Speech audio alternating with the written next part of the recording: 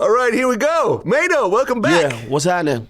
Hey, man, you are now officially a regular guest on VladTV. Is that so? That is so. We'll see. We'll see. We'll see. We'll see how it goes. Well, we have a lot to talk about, but this hits close to home with you because Cam'ron and Jim Jones are beefing right now. And as a hip hop fan, and you know, I've met both of them through various means. I mean, I don't really know either one, but as a hip hop fan, I hate to see it. Right. For me, it's the same thing. I don't want to see it either. You know, and so anything to do with them having, you know, some sort of negative energy towards each other, I'm not promoting that. I'm not pumping that. I'm not on that. I'm not trying to keep that going at all. So actually, you know, when it comes to doing interviews, I don't even want to continue to even have, you know, in-depth conversations about it because I just feel like it helps to drive some of the, you know, energy in a negative way. Oh, Maino said this, so, you know, I don't even want to, you know, because I want to see them figure that out, you know, in due time. I agree, because Dipset, I feel, was one of the biggest hip-hop movements out of New York. Facts. I mean, Dipset, Wu-Tang, there was a few big ones, but I would put Dipset in the top 3. What do you think? So you have G-Unit. G-Unit. When we talking about movements, man, you got to, man, Rough Riders. Yep, that's another one. Rockefeller. Yeah, that's a big one. Bad Boy. Yeah, that's a huge one. These is huge. You know, Wu-Tang. On the underground side, in the 90s, late 90s, I would say, man, we can't take nothing from Mobb Deep. Mobb Deep, yeah. There was a group, but it was just a group pretty much. I know they had extended members, but it was really focused on the two of them. Right, but they had something about them that was just, I don't know. It was people at that time coming out trying to sound like them. Yeah. You know, they was influential.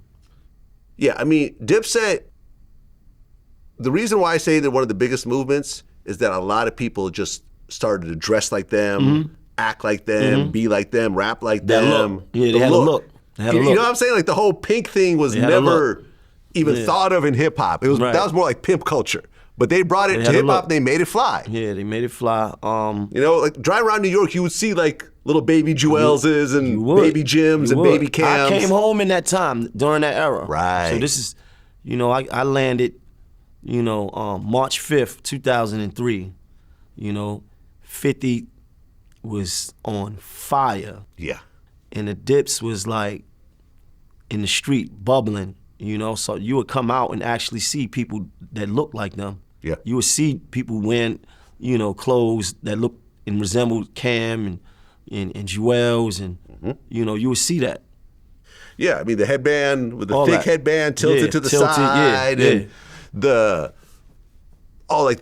what was like rhinestone kind of jackets and everything else like that. It was a moment because I moved to New York to be a mixtape DJ in 2002, summer of 2002. And you're right, it was right before you got home. Right. So it was almost the same time. Right. But the movement was really big. It was big. It was huge. It was huge. And of course, Cam'ron had monster albums. And really, like, I know the two of them are beefing right now and so forth. Now, me and Jewels have more of a relationship. But I could say one thing about Cam and Jim is that they really kind of put on a lot of people. Yes. There are a lot of rappers that we know about because came through them. They pushed them to the forefront. Yeah, I remember being at shows and seeing like Vado rap for like 30 minutes and Cam just sitting there, just letting him rap. Right. Nah, they got something about them where they know how to like grab local talent, artists that's coming up and kind of get behind them. At the same time, still doing them. So I think they, you know, Jim and Cam both got that knack. Did it annoy you that your name got thrown into this because you are friends with Jim now? No, I wasn't annoyed. Because I understood, I guess, you know, I mean, when you beefing, man, like, it's whatever. I don't think I was annoyed, though. Right, because I actually went through and listened to the song that they referenced. Rumors. Yeah. You said, by the way, who was Buck? You're not talking about Young Buck. Nah, I was talking about your friend Buck from Brooklyn. Okay, got it. You said Buck said Cam'ron fucked around and got robbed in Cali, but I heard it wasn't true. I ain't gonna spread that on dude. They said, but in the news, said Freaky Zeke snitched on you. On Dude. On Dude. Oh. Yeah. In the news, they said Freaky Zeke, whatever. Like, that's what I said, yeah. Who did Freaky Zeke snitch on? No, I mean, it was, listen. I didn't get that part. This is totally, I think that is even, because you got to understand, I was in a whole nother space at this time. Right. I was what they call right now trolling. You were trolling, actually. I was trolling, and I was trying to get in the game. You see what I'm saying? And it worked. And it worked. You see, I would say, a page out of 50 Cent book, you know, because I was in a can when How to Rob came out. And I was seeing the energy that he had off that. So now when I was in Miami, and it was a conversation in Miami about, you know, they said, oh, Game and Suge just got into it. Mm-hmm. I took that back, like, man, you know, and I made up this song where I'm talking about the rumors in the industry, whether they was true or not, you understand? And it was just a way for me to grab attention.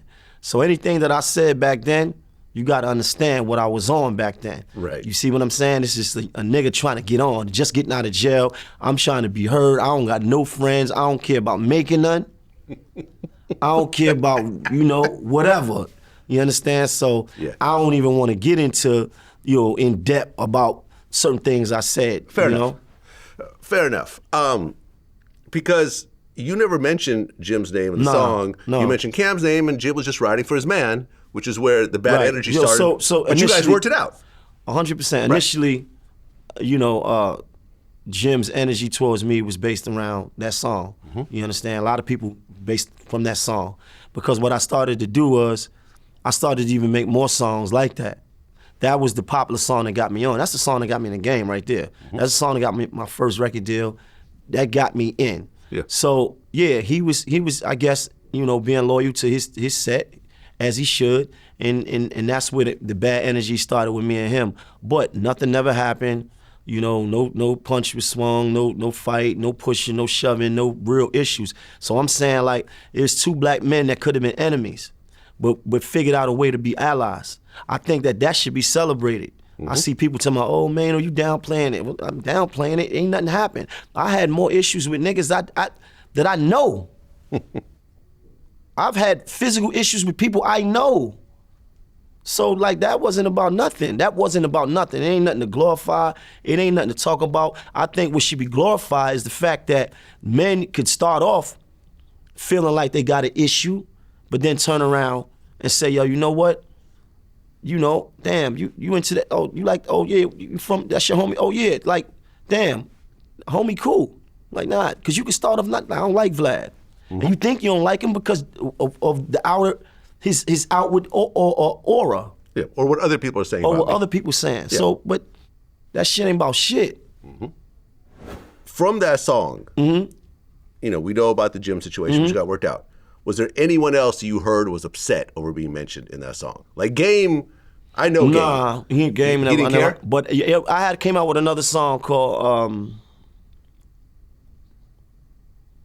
Take It Like a Man. I think I remember that. Bad Boy is finished. Death Row is finished. Rockefeller is finished. All these old rappers trying to advance. It's all over now. Take It Like a Man. Wu-Tang is dead. I was talking crazy. I had shot a video and I had a piece of paper with all the old, I don't say old, but all of the older labels, right? All these movements, and I put it in a casket. Oh. And I went and shot the video in the funeral home, and I had people in there crying, shit like that, because like I said, you know, the thing about the internet is they don't let you live shit down. They don't let you grow. Mm.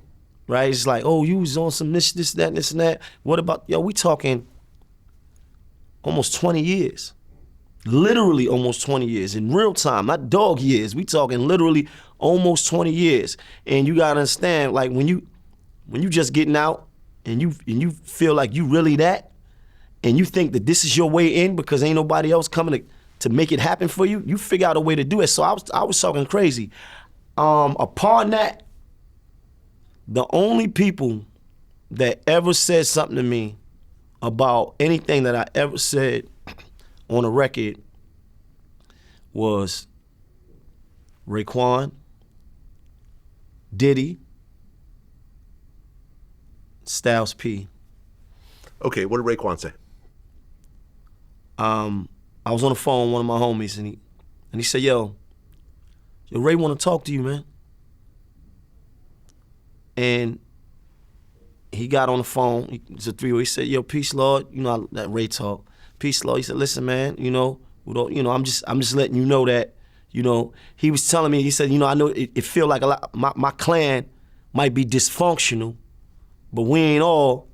You know what I'm saying? Like, I'm basically the same type of nigga as you. And I respected it. Okay. I respected it. I like that.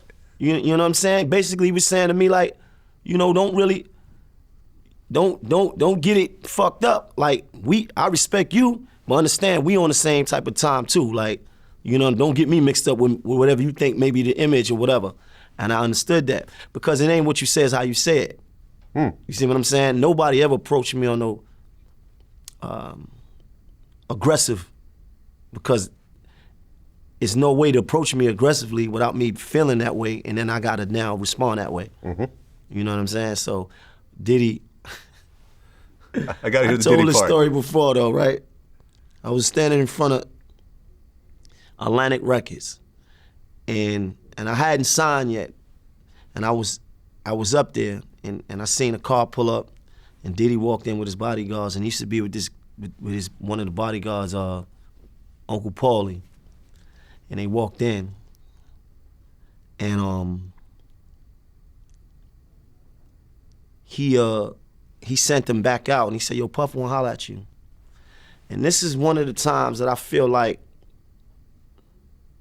my ignorance got the best of me. And I'm being 100% honest with you. Okay. I'm feeling like, when I think about that situation, it's like cringeworthy, because I feel like I was being ignorant when I shouldn't have. Because nobody really explained things to me. So when I walked in, I didn't see him. He was like standing behind a beam, and he spent around. he like spent around, like he was standing in front of me. He said, "Yo, Playboy." He said, "Yeah, you said Bad Boy is finished." And at the time, I'm coming with a lot of reputation. Probably at this point in my life, like I really had the strength in my neighborhood, the way I was talking. I was really who I was saying I was. And I was like, yeah, I said it. Yeah, I said that. Yeah, that's how I feel. Like, when I shouldn't have done that. When you approach a nigga now, what'd he tell you? Oh man, it's only music, man. That's just social media. And create an ally. But what I was doing, I was standing on it like, yeah, man, that's just, that's how I feel, bro. Like, whatever, like an ignorant child. Were you by yourself at that point? No, I wasn't by myself, but I didn't have a whole bunch of people with me neither. Okay. And he said, yo, man, we know a lot of the same people. And I basically was like, all right, they know me, because I know he was talking about, like, he was talking about Rube and D-Rock and them, guys that I grew up with. And I look back at that, and I talked about this. Me and you talked about this before on your show. Okay. But this is the first time I really went in depth about it. Yeah. When I think about that, I should have been a lot more mature with the situation, because it's not like he was approaching me aggressively, but he was speaking like a man, like, yo, homie, like, this is Bad Boy. You think we really dead? But we live and we learn, bro. Every day we live and we learn. You understand? And the thing is, me and him wound up getting cool later on, and we wound up having a relationship later on, to the point where, we've been on songs together, shit like that. So it was like, that was dumb. Yeah, I don't know if I would have had that conversation with him at that point, because I remember there was this one time, I talked about this on Matt Hoffa's show, like about a week ago, where the Cassie nude photos had leaked out. This was early internet, like 2009. And I was one of the sites that put it up. And and my man called me up, and he was like, "Yo, Diddy wants to talk to you," and I'm like, "Nah, I'm good." And he's like, "You don't want to talk to Diddy?" I said, "Nah, because he's gonna be yelling at me over the phone, and I don't do well with men yelling at me. So, nah, I don't want to talk to him." Oh no. I don't know nothing about yelling. Yeah. Yeah. I would have been concerned, if, in your situation, Right. I would have been concerned to walk into his territory with his bodyguards on his ground and him being disrespectful. Yeah. You know what I'm saying? Nah, none of that happened. Right, and that was good. But at the thing, But what would have happened if he started like yelling at you and talking down to you? You gotta understand me. I'm taking that ass whipping. I'm taking it. You're gonna take it. I'm gonna take it, but understand that's gonna come with something. Right. I ain't doing no posturing. You very early on, you came to my neighborhood with me. Yep. You understood, and I showed you, right? Yeah, I saw the movement. Understand. The hustle hard movement. So and at this everything, point, I would have took all that. If that was what my fate was, and if that was what my karma was for me running my mouth, I was taking that. But it's just that when I look back on it, from the person I am today, and how we, you know what I'm saying, years been passed, I'm grown, I've learned how to do business, I learned how to nurture relationships. So I'm like, damn, that was dumb, but even still to this day, one thing I can't deal with, I couldn't deal with anybody approaching me in an aggressive manner, yelling. That can never happen. That can never happen. Because at that point, it has to escalate. It has to. Yeah, that's why I avoid certain situations. Right. So now that's never been my issue. Not in no situation. And finally, Styles P. Same thing. He asked me straight up, "You got a problem with Jada Kiss?" Because I had a song while I was talking. I said Jada Kiss was my favorite rapper, and some shit. It was about him when the beef with 50 was going on. I think I said it was a song called Troublemaker, and I think I said Kiss used to be my favorite rapper, but it hurt me to see him cop pleas to 50. Some shit like that. Trolling. And me and Red Cafe went to the studio, and he said, "Hey, bro, before we even get into this, because you got to remember, people didn't know me yet. This is the first time people starting to see me. There's no high hater, no record deal, no nothing." He said, "Yo, look, you got a problem with Kiss?" I said, "I ain't got a problem with Kiss." He said, "Nah, I just want to know if that was if that was personal or whatever." Like, and he was a G about it. He was a man about it. You understand? Because he basically said, like, you coming in our house, I gotta at least ask you that. I have to ask you that, because what I look like, you coming in here and we knowing you said that and not said nothing. And I respect that, because niggas do that all the time. Niggas get on the records and talk about each other and then see the nigga and act like they ain't heard it or they ain't see him. Yeah, I'm not good at that. Not at all. If I heard, like recently I ran into DJ Head in LA, and he had said a bunch of stuff about me. When I walked up to him, I said, "Listen, man, I respect what you do. What you're doing with TDE is dope. I just don't think we should be tearing each other down if we're in a similar business." He goes, "Nah, I didn't really mean it that way. I just don't agree with, some of the tactics, but I like what you do." And I'm like, cool, that's that. Nah, 100%. We keep it moving. But Nah. I felt I had to talk to him. We couldn't just be in the That's same. being a man about it. It was like bothering me that we were in the same room and I'm not saying anything. You got to address it. Yeah. That's being a man about it. Right. Because it would bother my conscience if I know somebody said something about me or did something to me and I didn't at least have a conversation with them. You know what I mean? And I think people get it wrong. It don't always got to be a gangster approach, but it's a man approach. Hey, bro, you got a problem with Kiss? Not aggressively, but like a man. It's a straight up question. And he did that. I love P. We worked together many times. Many times. Yeah, Styles P's dope, man. 100%. Got respect. Every time I see him, it's love and respect. So this is just a clear understanding of what it was like in that era when I was talking crazy, Well, you're still here, man. Still here. You made it through all that. Yeah. And you actually became cool with most of the people he talked about. Every one of those people, me and Rayquan became real good friends. I remember when the 40 Belows first came out. He said, "Yo, Lord," I was like, "Man, I'm trying to get these 40 Belows." He said, "I know where they got them at." I said, "Word?" He said, "I'm gonna go grab you a pair." He grabbed me a pair, told me meet him somewhere in Jersey. I met him, he gave him some. I tried to give him the money for him. He wouldn't take the money. I remember me and Rayquan came to hang out with me one time. He came up here and he said, "Yo, man, I'm coming to hang out with you."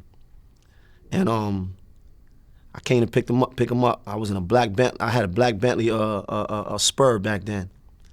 And we jumped in. We went and we hung out at Uptown. This is back when Made in Mexico used to be called Vintage. We had a good time. And we left. It was me, him, and a girl. And I got into an accident. Smashed the Bentley up. Damn. Rayquan was with me in the Bentley. And I always remember him saying, "Nah, God, not the well. Not the well.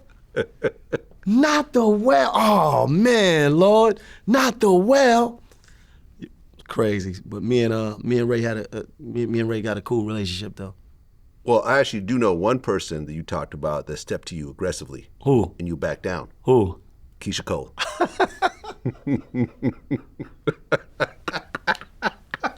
Am I right though? Am I right? Yeah, Keisha pressed me, but it was so funny though. I was in a club. And let's just remind people why she pressed you. I was talking crazy.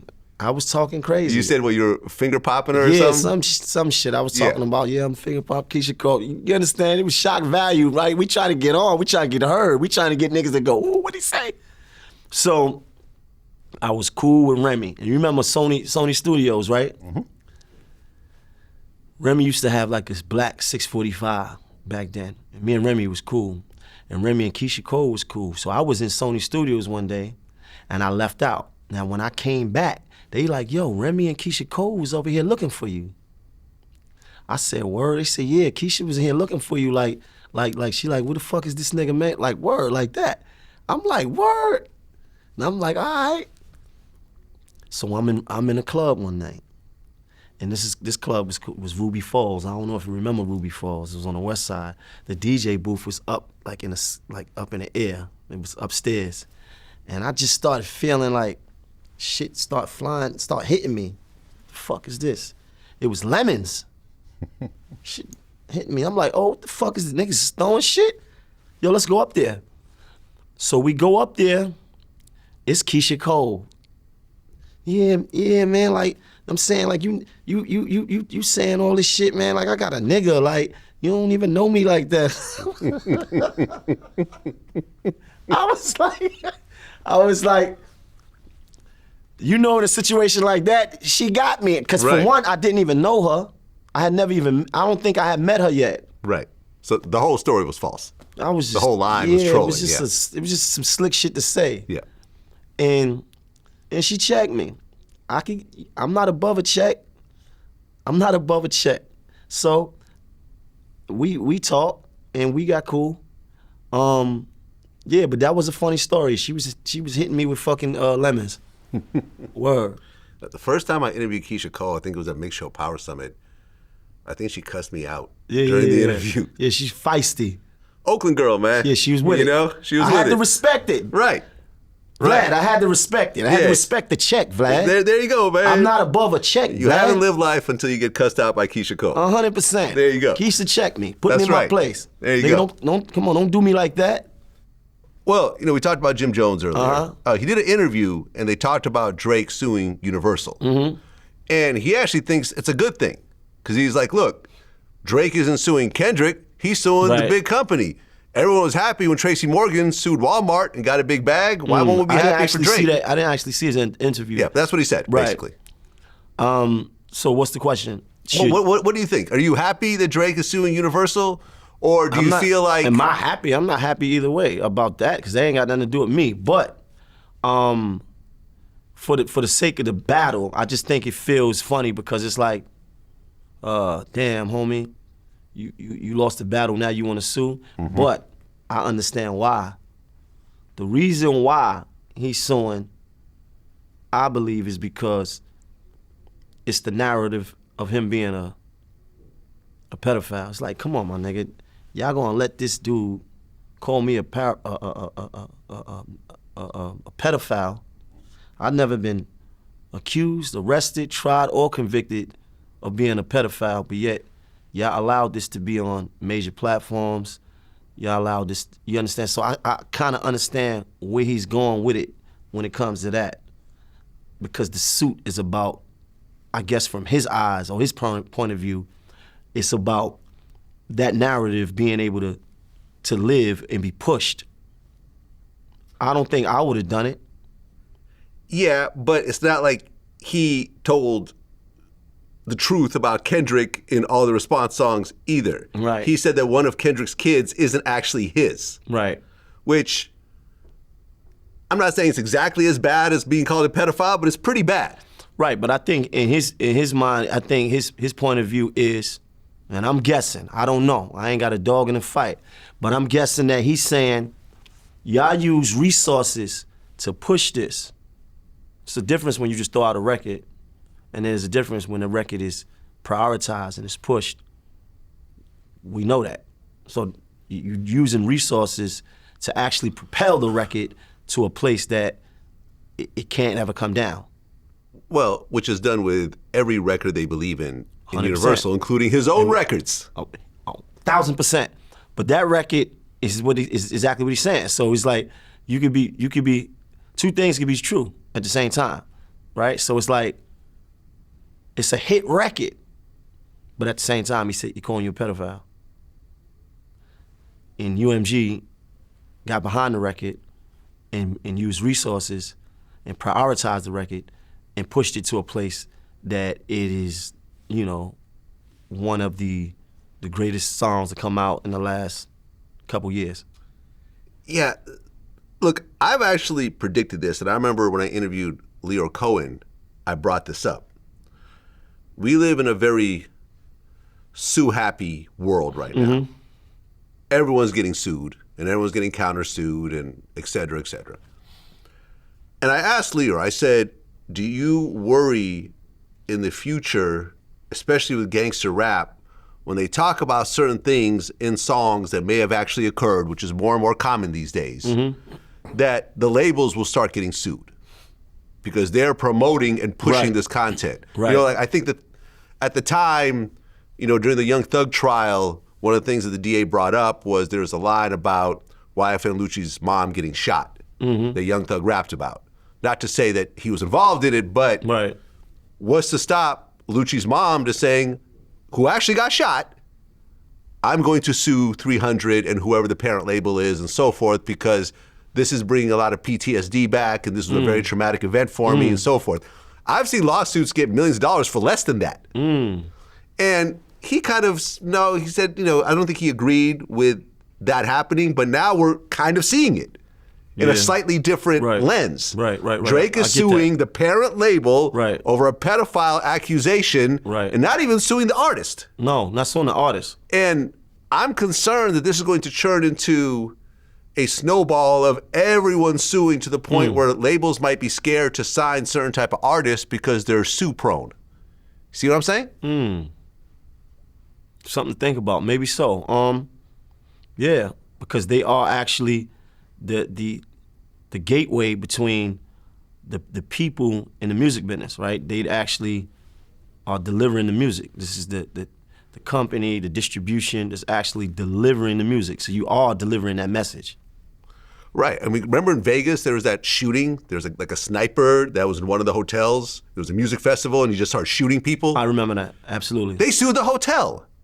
And I believe the hotel had like $1 billion payout or something like that. What the hell does the hotel have to do with a crazy person who rents a room and starts to shoot people? Nothing. But in these lawsuits, they create a narrative that can make judges or juries say, yeah, you know, they actually did push this and promote it and made money off of it and whatever else. So you might have a situation in the future, and like I said, with this Drake lawsuit, this might be the door that opens that up. Because if Drake, let's say, wins in court, that sets a precedent. And now you could reference that lawsuit when filing further lawsuits. You see what I'm saying? Right. And I mean, look, I mean, what if, I he mean, signed to the same label. That's what's so funny. Yeah, that's the crazy part. Like, you know, what if Jay sued Nas for calling him gay? You know what I mean? Because it affected his love life at home. You know, he can't sleep with Beyonce because of the he's not song. suing the artist though. Okay, so Sony would get sued for pushing Ether to greater heights, like you're saying. Right, like, right.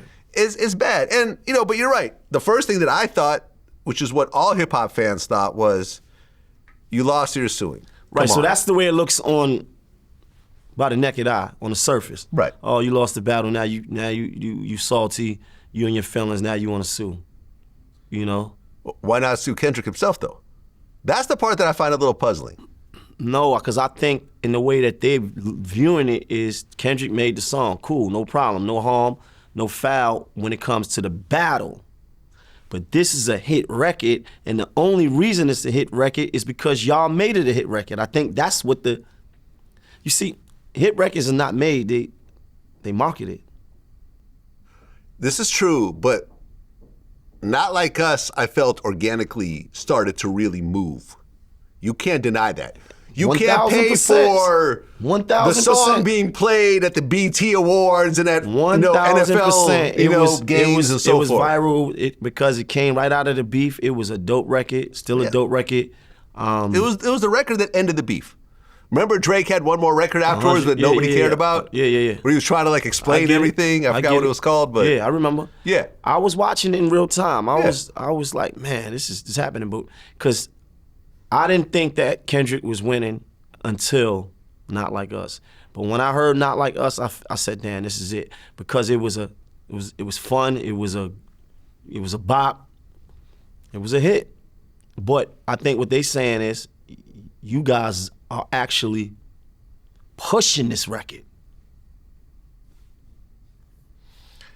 Yeah, I mean, what would be really funny is if Kendrick then sued Universal over a Family Matters, where Drake accused. But Family Matters didn't become a hit. It was a big song though. Okay, It wasn't like Not Like Us. But let's take a look on YouTube. Family Matters. No, that's just YouTube. 43 million views. But when I say 43 million is 43 million. But when I and say, that's just YouTube. When I say hit, I'm talking about a hit when the song surrounds you. You can't get away from a hit. You trip over a hit. Every time you come outside, you hear it. Mm-hmm. Every time you open your eyes, you see it. That's a hit. You in a club, you in a bar, you watching TV, like that's a hit all over the place. Family Matters wasn't that. Yeah, well, look, we'll see what happens. You know, I think from the outside looking in, it's not a great look for Drake when Drake was already being viewed a certain type of way because of what Kendrick did in the process. Like, for example, when I interviewed D.L. Hughley, he called it the most Karen shit he's ever seen. Right. And I think most hip-hop fans thought the same thing. Right. And I don't really know either one of them. I've had short conversations with Drake. I've had short conversations with Kendrick. Mm-hmm. Never interviewed either one. Never had extended, anything with either one of them. I'm just a fan of both of them. And from the outside looking in, I don't like it. Right. A$AP Rocky. He is now in trial for his gun case. You been following this at all? I haven't been following. Okay, so here's what happened. Before the trial started, they offered Rocky a plea deal. Mm-hmm. Pleaded guilty to one assault charge in exchange for a sentence of 180 days in county jail, 3 years probation, and a 7-year suspended prison sentence. He told the judge that he's turning it down. So what's his charge, though? The charges is from A$AP Relly, who has known Rocky for a long time. So, at one point, the relationship between Rocky and Relly started to go bad. Relly and Rocky agreed to meet on November 6, 2021 to clear the differences. This is what he testified. Then Relly claimed Rocky arrived with two men at a parking garage near the W Hotel in Hollywood. Prosecutors alleged that he and Rocky briefly argued and Rocky pulled a gun from his waistband and later fired at Relly, grazing his knuckles. A claim they argue is supported by surveillance video showing Rocky holding a gun before the shooting. Rocky gets arrested, and now the trial begins. What the defense is saying is that it's a prop gun. It wasn't a real gun. Oh. But what the prosecution is saying is that Rocky actually has a carry permit and has real guns at home. So, but the defense is saying, yes, he has real guns at home, but he carries around a prop gun. From what I hear, and this is, Megan Cuniff, aka Megan the Reporter, has been covering all this. Right. I guess one of the prosecutors told Rocky's family that he should really reconsider taking this plea deal because it's actually a pretty good deal. Right. Because in the worst case, it might end up really bad. What he facing? Woo. And this is in New York. We said this is This is L.A. This is L.A. Oh. Okay. In the worst case situation, he's facing a maximum sentence of 24 years. What's the minimum? I don't know. I guess the minimum is what they're offering him, right? No, not necessarily. Not sure. I mean, so what's the question? If what I do? What would you do in this situation? If I did it, if I backed out and let one off, bruising my ex-homeboy, and they got me on camera, I'd take that $180. Yeah, half a year. Half a year in jail. Half of it? Well, $180 to 180 days, right? 180. That's what they're saying, right? Yeah, about half a year in jail. Yeah, but Right. you probably don't even do all that. You probably do maybe 4 months. I would have took that. I mean, and Rocky's been locked up before. Before he became the rapper that we know. Because I remember Right. he told a story about how Casanova He was held him swimming, down in how he was Rikers or fighting the something. semen. Yeah. So he's done some jail time. So this is not someone who's just afraid of jail and is just not willing to take anything. Right, but maybe he didn't do it. Maybe he didn't do it. So, I mean, I know people all the time. Listen, I ain't do it. I ain't taking nothing. So maybe that's what his energy is. So maybe he didn't do it. Maybe dude is exaggerating. Sometimes you slap a nigga up and then he does the most after that. Yeah. A$AP Rocky's lawyer complained that only 5 out of the 106 people in the jury pool are black.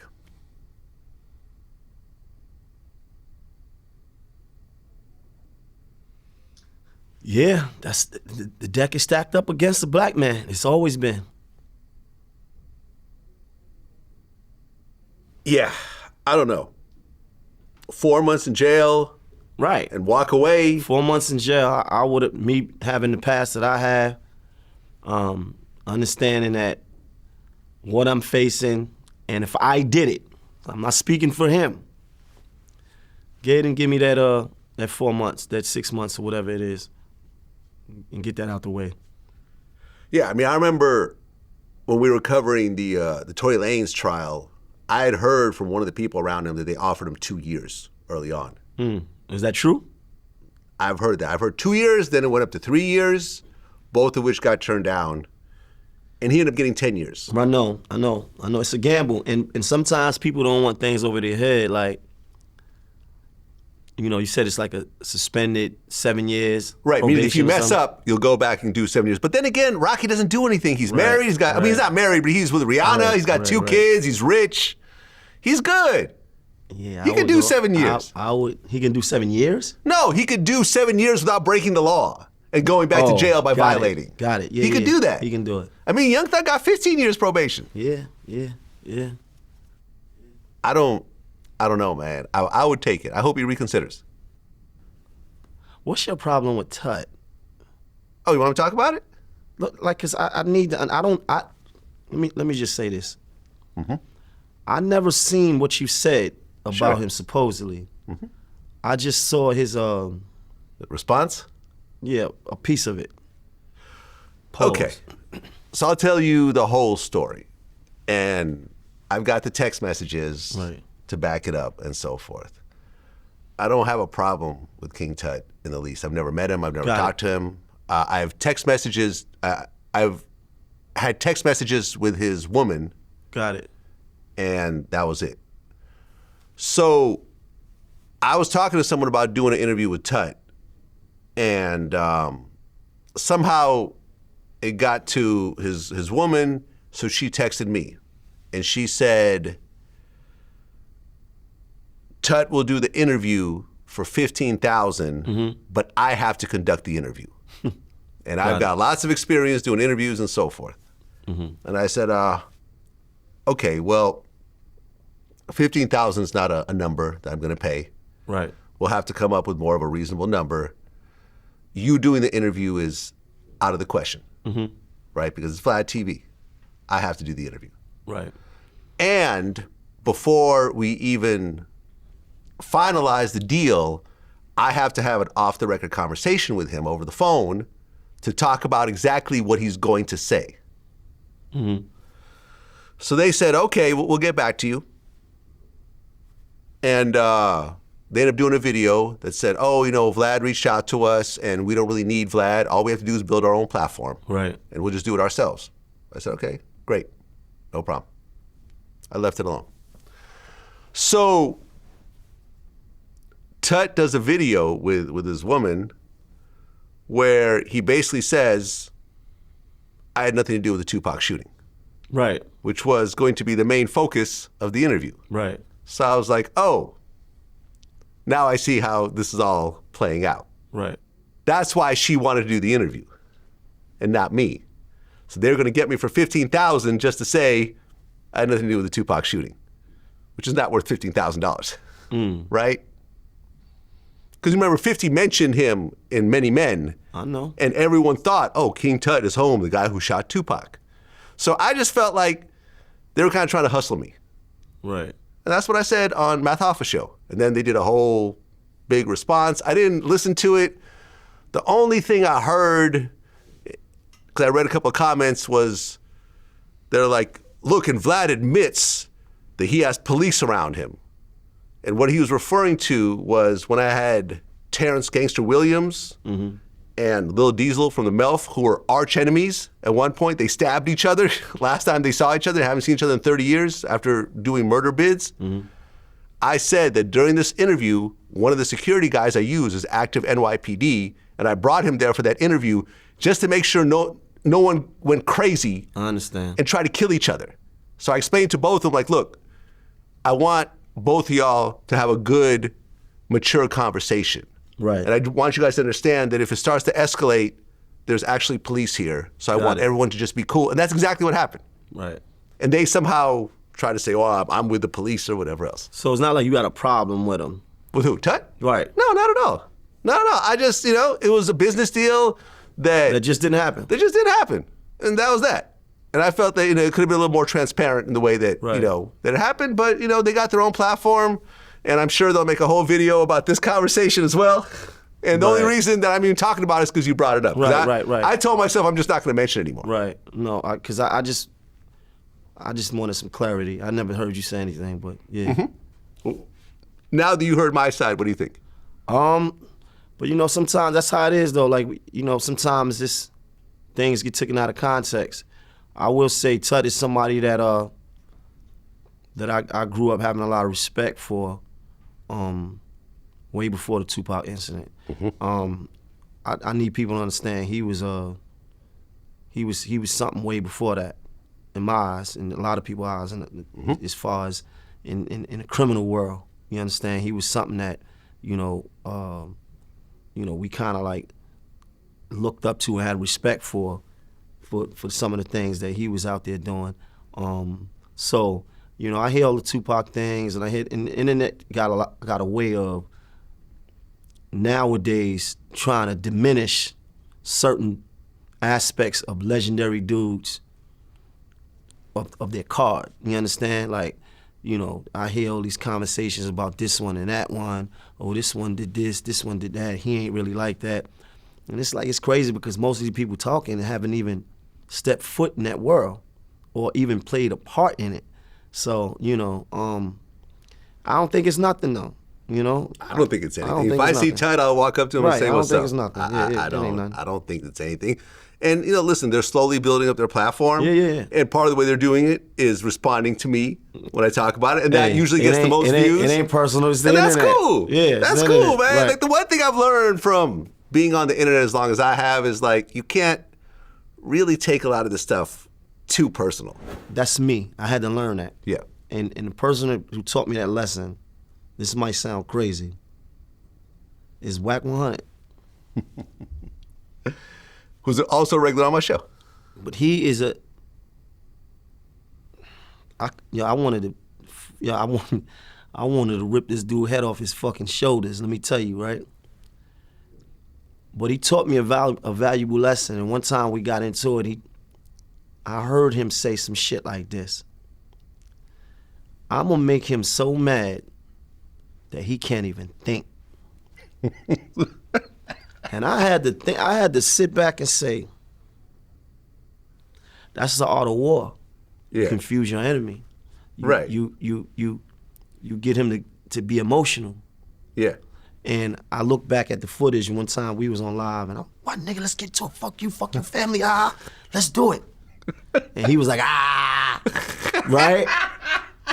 And it's so Wack100 right. too. And then I look back at myself saying, damn, this you allowed this man to control you. Yeah. You allowed this man to control your emotions. You understand? For what? You on the phone, you screaming into a phone. Like I speak highly against that. Screaming into a device. I speak highly against that. Right. Everybody know one thing about me is that I'm for the physical, right? Screaming into the phone don't mean nothing to nobody. No one's getting hurt. No one's getting hurt off that. Nobody's getting Right. So the thing is that it's like he had me really think about that because he's a dude, in my opinion, that understood the internet and figured out a way very early on. I'm a rapper, and I'm a rapper that come with a certain level of reputation. Niggas never was talking crazy about me. So I'm thinking like, anytime niggas talk crazy, we gonna see about them and like we usually do. But the internet gave way to a whole nother culture of people doing their platforms and saying all kind of outlandish things. Most of these things is not true. He's a dude that he don't care if he lie. He like it don't even matter. Like this dude, me and this nigga going at it. He DMs my ex-girl and tells her, yo, this dude is running around talking about you stole his money. What? Yeah. This dude is running around. This dude is running around talking about you stole his money and some crazy shit like that. He DM'd her. I got the DM. Mm-hmm. And he said, yo, here's my number. Sent the number and everything. She never called. Or if she did, I don't know. But what I'm saying is, these are the things that had me angry. But I didn't understand at that point that this is the internet. This is the internet games. This is about content. It ain't really so personal. It wasn't really a person. Now I would probably more than likely 99.9% of the times beat dog shit out that man. Like literally beat him bad, right? And that's where I wanted to always be at with him. And then I realized that this is just the internet game. This is just content. Well, but to be fair, Wack is also prepared for physical violence. Yeah. And you've seen it with him multiple times. Like, no, I didn't. Well, no, I didn't. Stitches. Remember he knocked out Stitches? No, that don't count. That don't count. You punched on some dude. Like, that don't count. Okay. And I seen his one against the white boys. I mean, come on. Like, he's built low to the ground. He's built funny. Don't work out. He look like he eat whatever. Like any day. East Coast, West Coast, in the phone booth, and back of the building. Like, it don't matter. But what I'm saying is, I'm not even mad at him. I'm not even mad. I say all that I'm not even upset, right? It's not because he taught me that it's the internet. I watch these dudes argue to death, him and a bunch of other niggas on the internet, and then get past the argument and then make videos together. Mm-hmm. Make content together. Did you ever hear about my story with him? How me and him got into it and then didn't talk for 10 years? Nah. So I'm at a Ray J video shoot for the song I Hit It First, which is really about Kim Kardashian, right? So that's where I met Wack, because he was managing, I think, Ray J and Game, who was supposed to be in the video, who didn't show up, whatever, right? you know, I got invited by the director. Me and Ray J know each other. We'd interviewed, you know, he used to be at SRC, so we're cool, whatever. So I'm there with my phone and, you know, with my security guy. So I'm like, oh, yo, Ray, can I take a few photos and post them? Yeah, go ahead. I posted the photos, put them on the website, and I guess the whole concept of the video was supposed to be a secret, which I never knew, right? So Wack calls me with Ray J on three-way, and he's like talking crazy. He's like, yo, I'll have you killed and your family killed. I'll have your bodyguard killed. Right. He said he doesn't remember this part, but I remember this part. So I said, all right. Hung up the phone, and I said, I'm never talking to this guy ever again. Like, if an argument over and here's the thing, I wasn't saying I'm not taking down the pictures. I'm like, all right, cool, I'll take him down. Oh, man, we had Biggie killed out here. All right. I'm like, oh, okay, this is getting a little too crazy. Like, this is just a simple conversation. Hey, can you take the pictures down? Sure, no problem. And that would have been it. And Ray J was on the phone. Ray J denied ever being on three-way, even though Wack confirmed that he was on three-way. So the whole situation was insane. Anyways, for 10 years, I didn't talk to him. I told my security, this is a guy, you know, and he would talk crazy about me here and there over the years. I'm like, listen, if we see him, you know to be prepared for some bullshit, right? 10 years pass, we don't talk. I book game for an interview, but he wanted to show up like 5 hours later and whatever else, because I'm not working through Wack on this. So I finally said, okay, I'm probably gonna have to talk to Wack to make this interview happen. So I got on the phone with him, and it was just like, no problem, let's book it. I honestly think he the best that ever did it. I think he's highly intelligent. Yeah, listen, and we talked about this on film. Because I basically was like, look, we could sit here and argue about what happened, but both of us were successful since then. It didn't affect anything. I don't think that he even gave two fucks about it. No, he really didn't. And the one thing that me and him both agreed on is that us not working together for 10 years probably cost each of us about $1 million. We probably would have each made $1 million had we been working together. I could see that, because once I started to really look at him, ain't nothing slow about him. No, not at all. He's highly intelligent. Yeah. You know everything he's doing. He's highly intelligent. So I ain't gotta like a nigga to look to be able to look at him and understand who he is, right? So yeah, he's definitely intelligent. I don't take nothing from him in that aspect, you know. But yeah, I think a lot what drives him is that he understands the internet. He understands virality. He understands content. He knows how to keep it going. He knows how to keep his name in the mix. You know, yeah.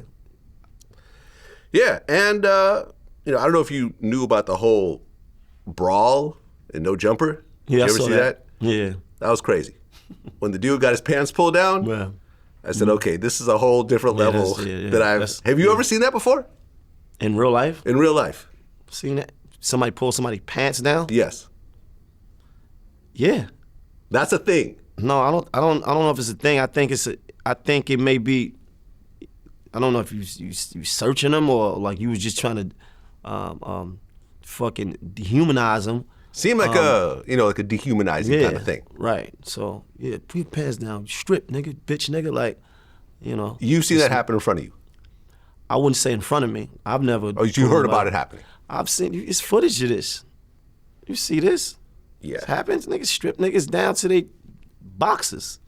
It's the streets. It's been going on. You know, I don't know about filming it and putting it out, but... Yeah, I'll stick to the sidewalks. Huh? The streets are a little too rough for me. I'll stick to the sidewalks. Hey, listen, man. Yeah. You allegedly have an interview with Suge Knight that you never put out. Yeah. Yep. Okay.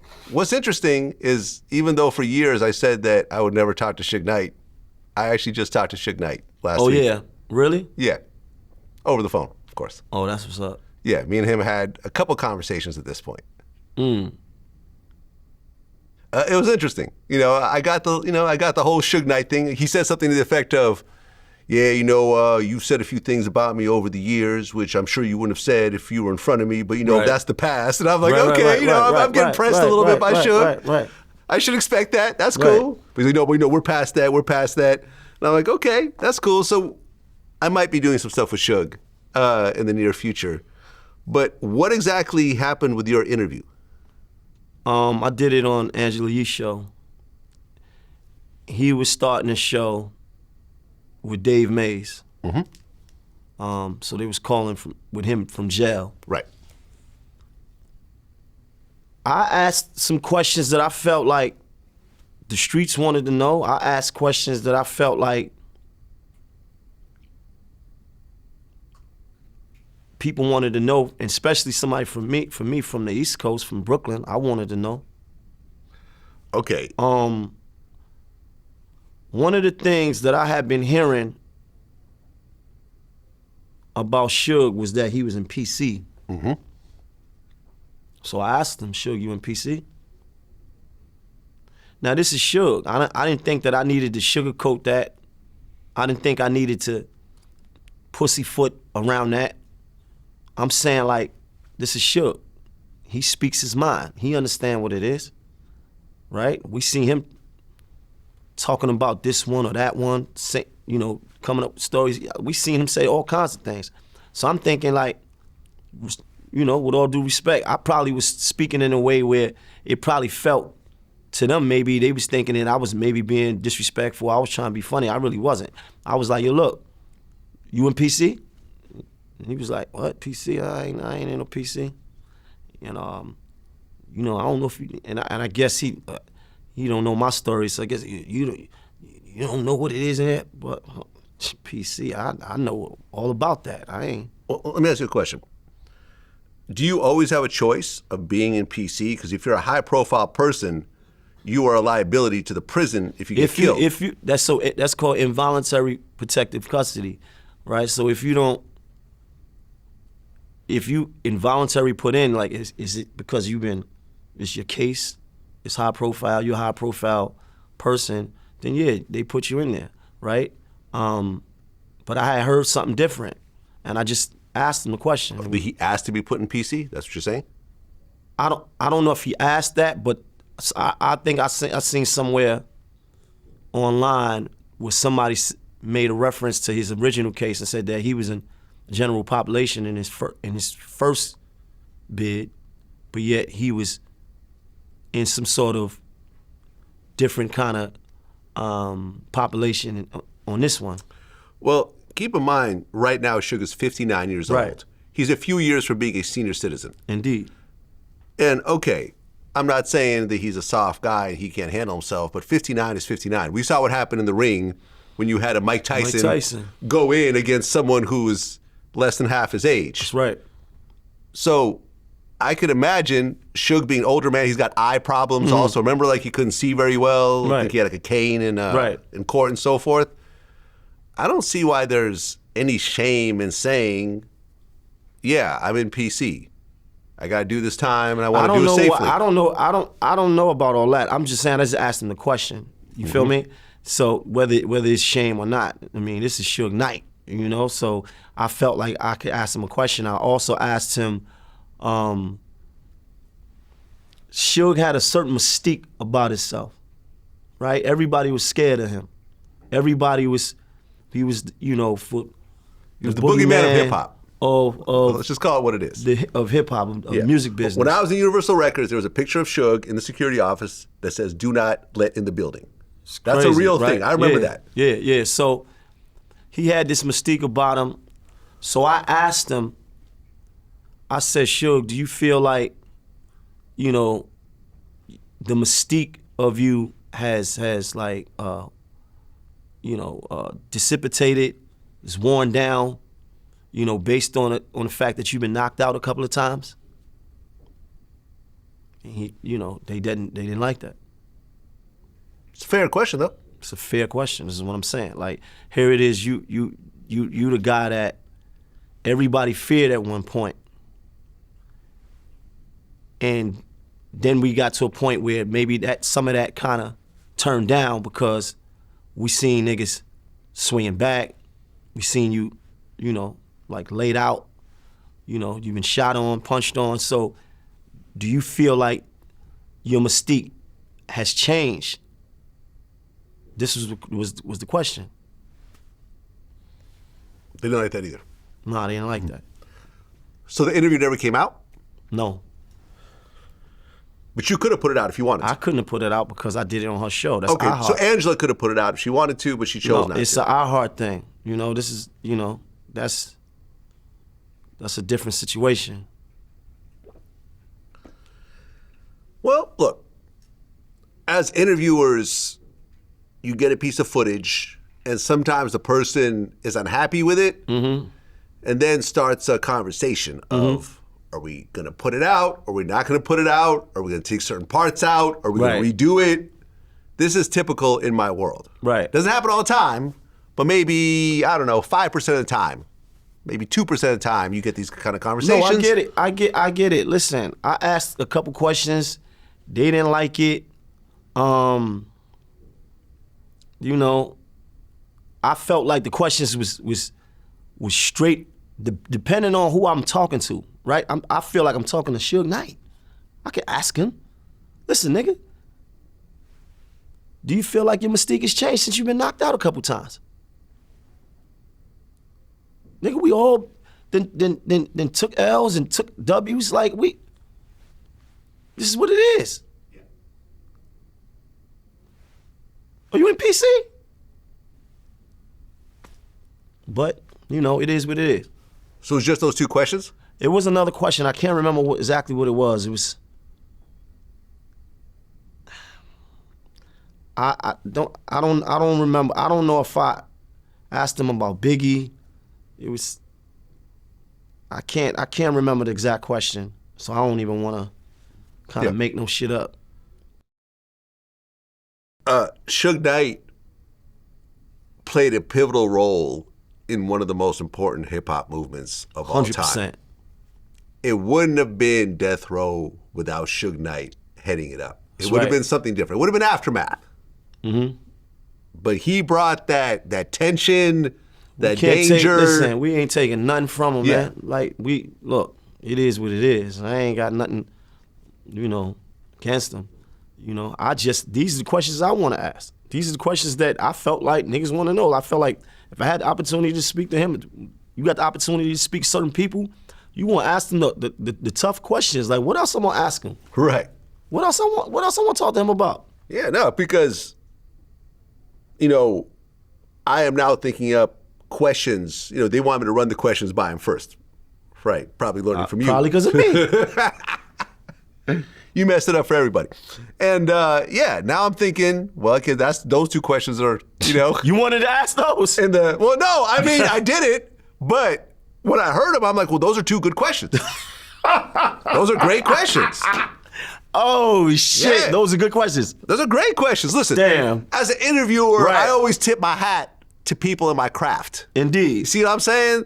Like, I probably wouldn't have thought of those two questions to ask. But when I read them, because I had those questions already in my notes when you said them, I remember going like, wow, those are great questions. Bravo to Maino for asking it. And oh, man. I guess those are two questions I shouldn't include in my list of questions when I send to him. Yeah, it might because piss him right off. Those are probably he might be like, he might scrap the whole interview. He might get crazy like he got on me. Like, what you be in LA? Where you be in LA? Where you be out in LA? Yeah, I mean, Suge is still Suge.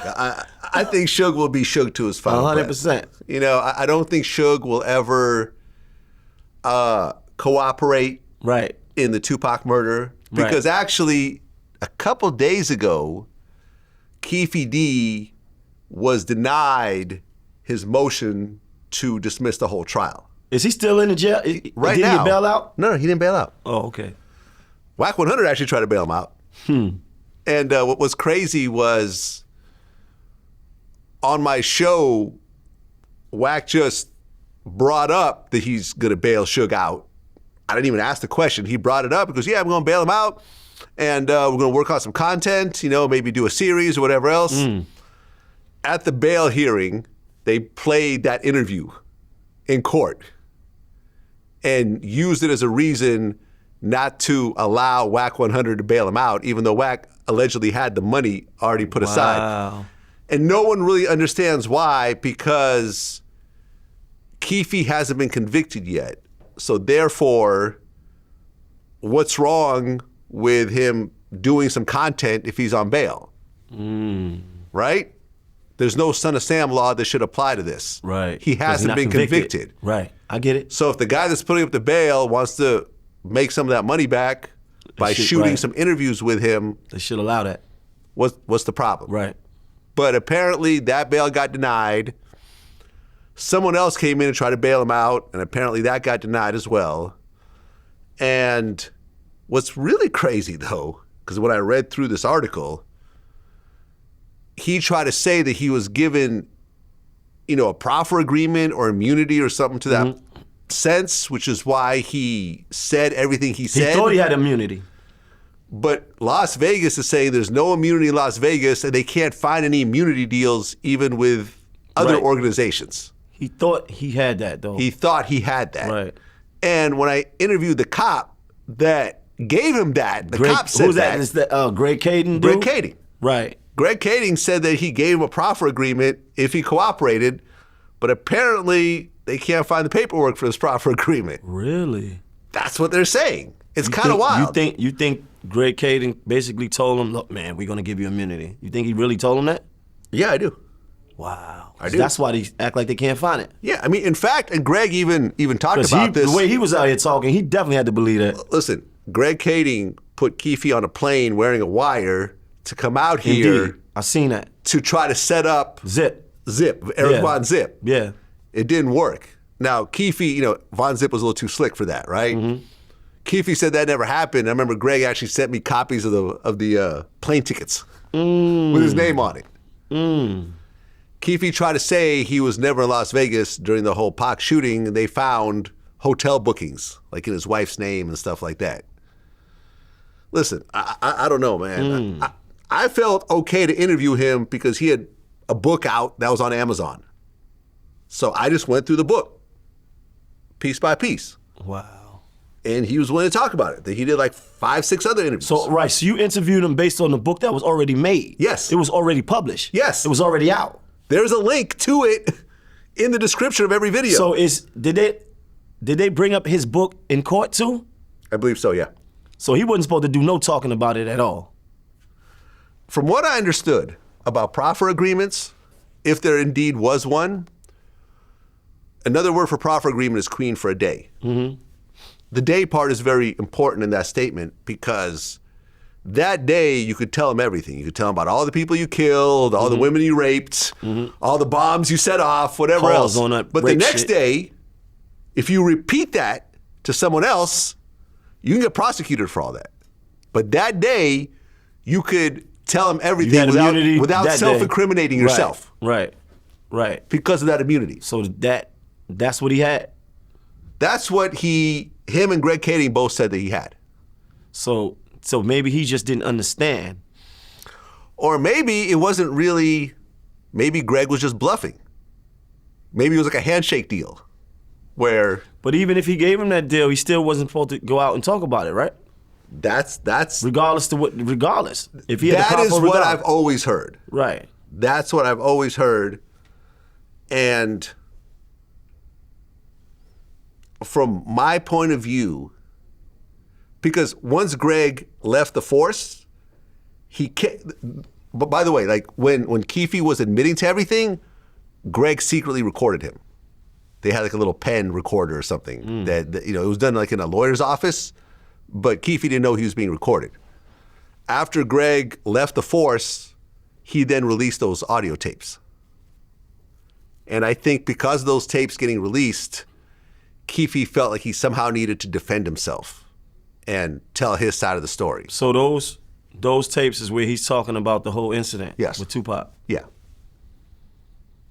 But if those tapes just got released and Keefe never said another word, I don't think Las Vegas would have because he would have never spoke about it if the tapes never came out. Wow. That's crazy. People talk themselves into a jail cell sometimes. Absolutely. Yeah. And, people want to blame me for it. That's the only case I've ever heard of. They said, Vlad, you the police. I'm the police, right. That's the only interview that I've heard of, because I heard that Las Vegas PD is going to use that in his trial, and Las Vegas PD reached out to me a whole bunch of times to try to get all my raw footage, and I've always just ignored them. Because I don't... My thing is, like, if you sit down with me, Maino, I will not turn around and then work with authorities to try to bust you over something we did together. Right.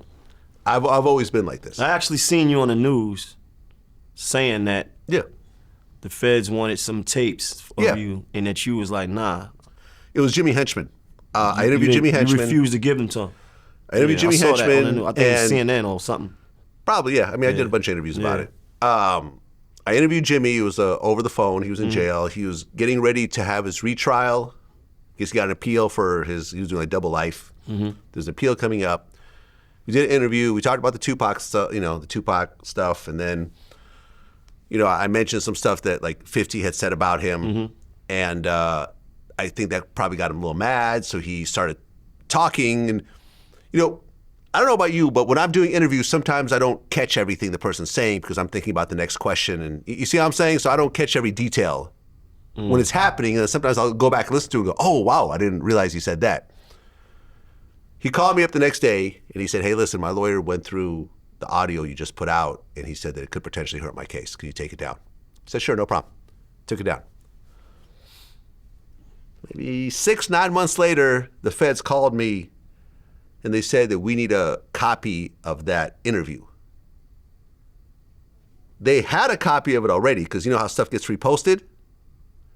But they wanted the original because in a court environment, you can't just replay something that someone else recorded. You need the original and the person to say, yes, this is the original, it's been unedited, whatever. So I said, no, I'm not going to give it to you. And they're like, well, we're going to put you on the stand then. I said, well, then now you'll have to speak to my lawyer if this is where the conversation is going. There you go. So I spent $10,000 on a lawyer. And the lawyer basically said that we're not going to agree to do this. And they're like, well, we're going to subpoena the footage. We're going to put him on the stand. And he's like, well, we're going to fight the subpoena and so forth. Make a long story short, they couldn't get a sign-off for the subpoena. Good. So my footage was never used in his trial. He ultimately did lose in trial. Right, and but he's it still had nothing to doing- do with you. My footage didn't help put him there. Got it. And look, I understand who Jimmy is. Right. I'm not supportive of everything he's done over the years, but whoever comes on my platform, I will do my very best to try to protect them, even if I have to spend more money than I made Right. by even interviewing them, because that's just what I stand on. I'm not looking to really get people busted. I'm not looking to hurt people in any type of way. I'm always very careful about statute of limitations. And I think people hear these... Why do you think people started to create the narrative about you being the feds? I was the only person to ask those questions that everyone else was scared to ask in hip hop. And what kind? Back and in what kind- 2008. All right. So what kind of questions we talking about? So if you got street rappers that's actually talking about the shit that they doing, you asking them about that? If it's within the statute of limitations. So you're not asking questions that are like I don't ask about stuff they're still in doing. in real time. Yeah. Like, for example, if a person's claiming a Crip or a Blood or a Latin King or whatever, I'll ask them about that. Right. If I interview, and I think some of it kind of got amplified because when I started interviewing guys who came home from prison, Right. and they're talking about murders, they're talking about kidnappings, they're talking about all types of shootings and stabbings, people don't realize, hey, this person just did 20 years for this. Right. They've earned the right to talk about this. Nothing they say is going to ultimately put them back in prison. They've already done the time. Casanova 2 times. I did one of his first interviews. He talked about stuff he did that he went to prison for. 7 years later, he gets arrested, and people say, oh, it's that Vlad interview that put him there. Right. Nothing from that interview was ever used in his case. Right? Nothing at all. He went to jail for stuff he did years later. And free Casanova. Like, Right. I've always liked Casanova. That's right. But people, see, Casanova did this Vlad interview, and then sure enough, he gets arrested years later for some shit that has nothing to do with the Vlad interview. And that's cool. I take that. Because I felt like before me, nobody was really asking those types of questions. In the same way that you asked Suge those questions that he wasn't happy with, I asked people my version of what you do. And people aren't happy with me either. I get it, man. And that's cool. I get it. I'll take that. LiAngelo Ball reportedly signed a $13 million deal with Def Jam with $8 million guaranteed, and he owns his full masters and everything else like that. Your thoughts on this? I'm not surprised if that's true. Does it sound true? As someone who's been through the major label system before. I mean, it doesn't sound true based off of the climate that the music business is in right now. Because it's one song. Right. Yeah. Right. It doesn't sound true, but I mean, with all the dick riding that goes on in the music business, ain't no telling. It's no telling. You know, now maybe the 13 million was 3 million. Well, I don't know. How are you offered that many millions and yet you own everything? That's not usually how it works. We're going to give you this money, but we're going to own most of it, right? Isn't that usually how it works? Like, you didn't own your music when you signed with Atlantic, right? Yeah. No. That's just standard. But now what they do is they so when you say you own your masters, what you do a licensing deal, right? So they agree to license your masters for, let's say, 7 years. So that's during that 7 years, they collecting on your masters as if they own them. And then after that 7 years back, you retain them. So that's a licensing deal. You're licensing your masters to them. So it's possible. I don't know if you know what the money, if the money is really 13 million or if it's 3 million or if it's 100 million, whatever it is. But when it comes to the masters, those are the type of deals that happen. You license the masters to them for a certain amount of time, and they do their thing. They make their money, you know. Right, and when you get a multi-million-dollar deal, you'll get a certain amount of money in your pocket. Right. But the majority of it is your budget for promo, flights, recording, promo, everything, marketing, everything. Marketing, right. All that type of stuff. And labels are very good at marking stuff up to make it look like they just spend $1 million when they spend $100,000. Right.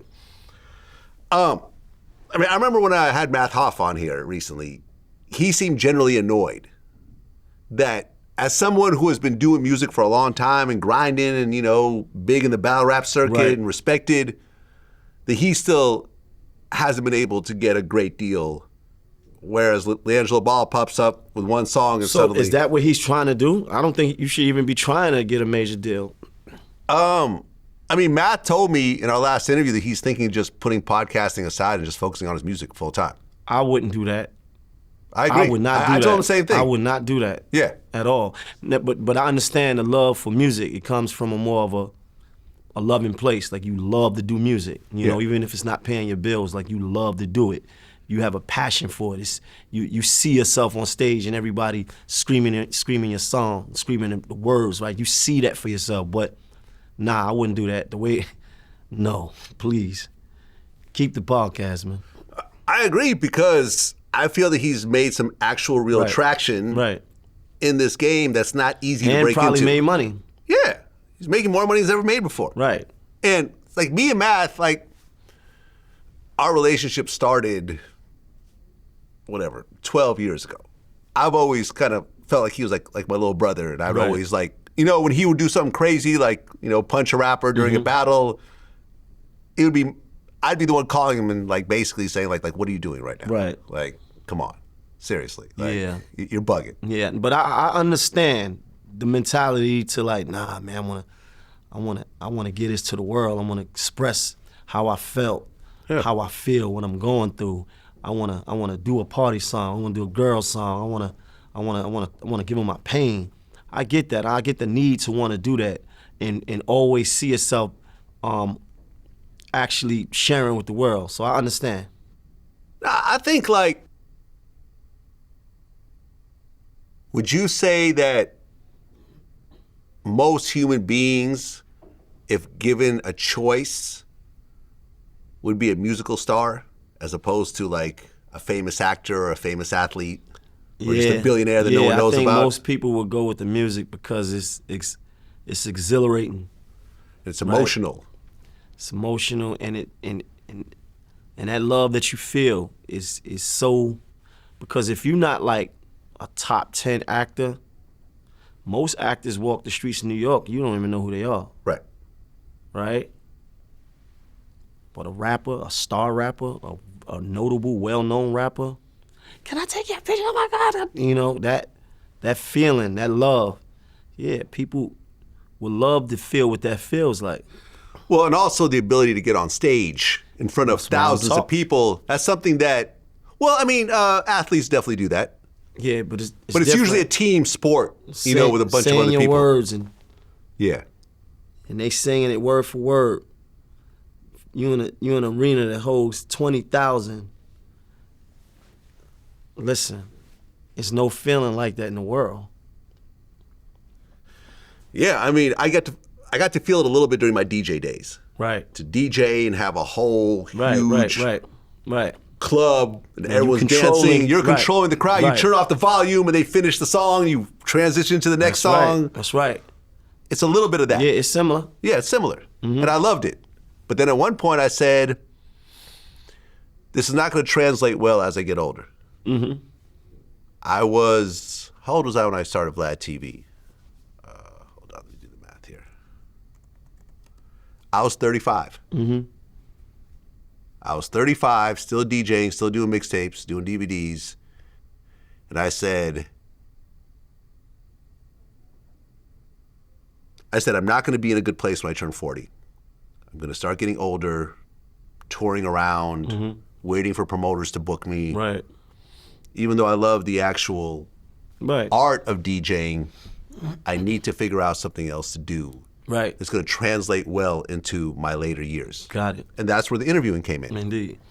So, you know, I realized there's just,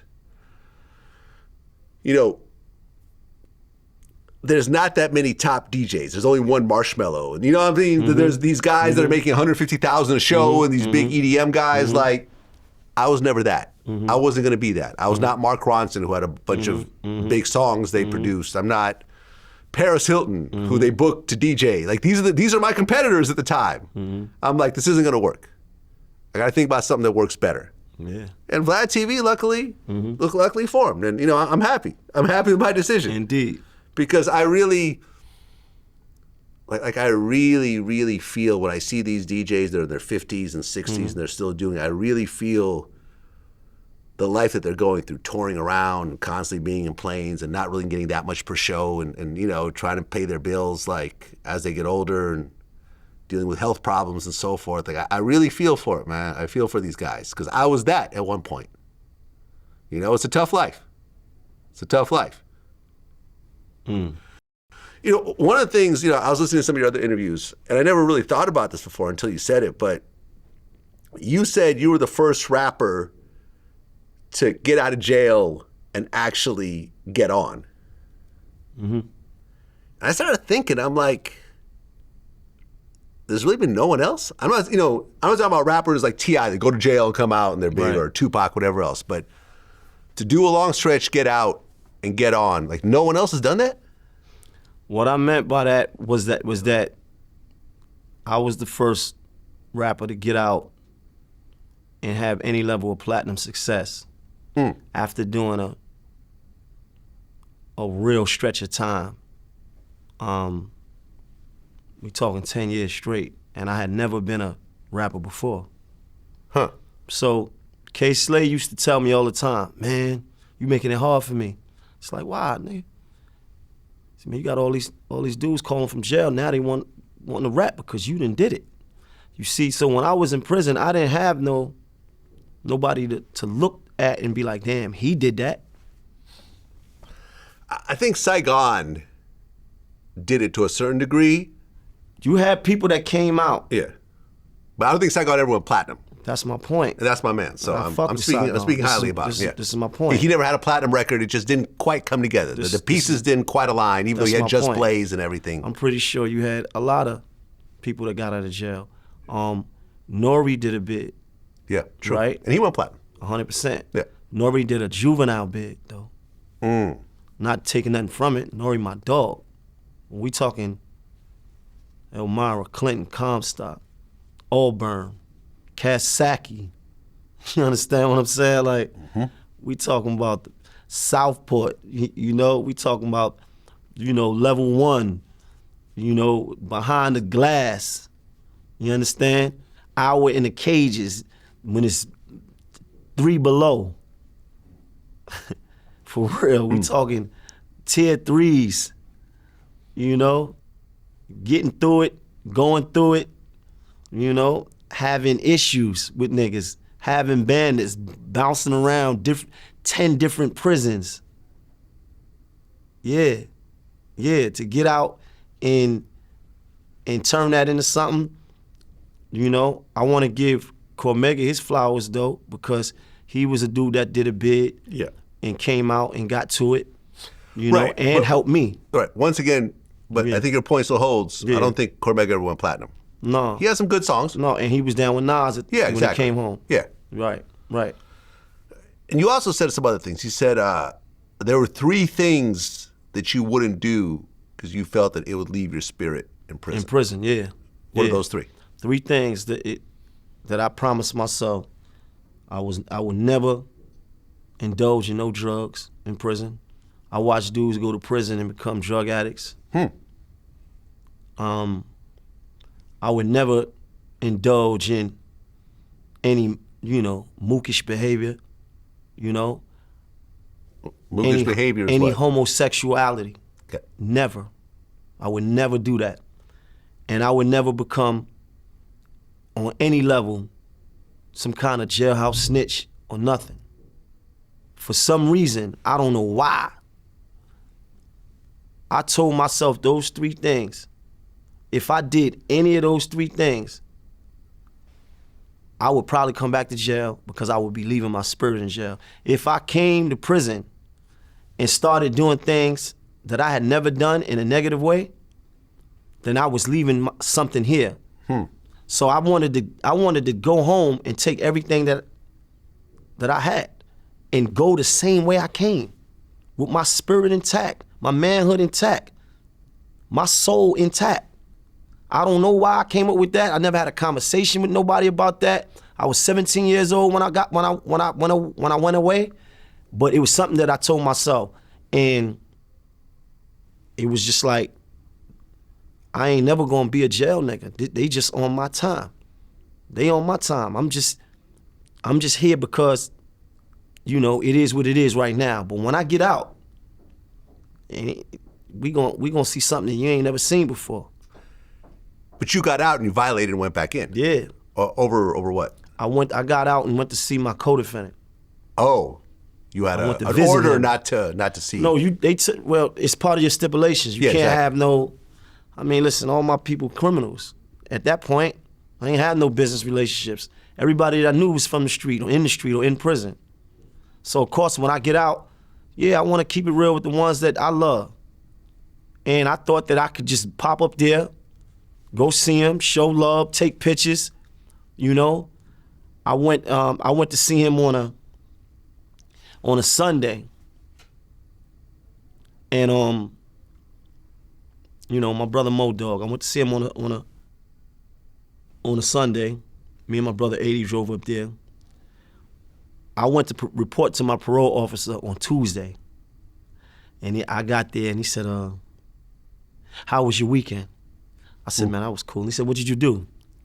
I said, "I ain't do much. I was just chilling." He said, "Stand up." And when he said stand up, they all bust in the room. Hands up, hands behind your back. Ah. And all you could do is go, damn.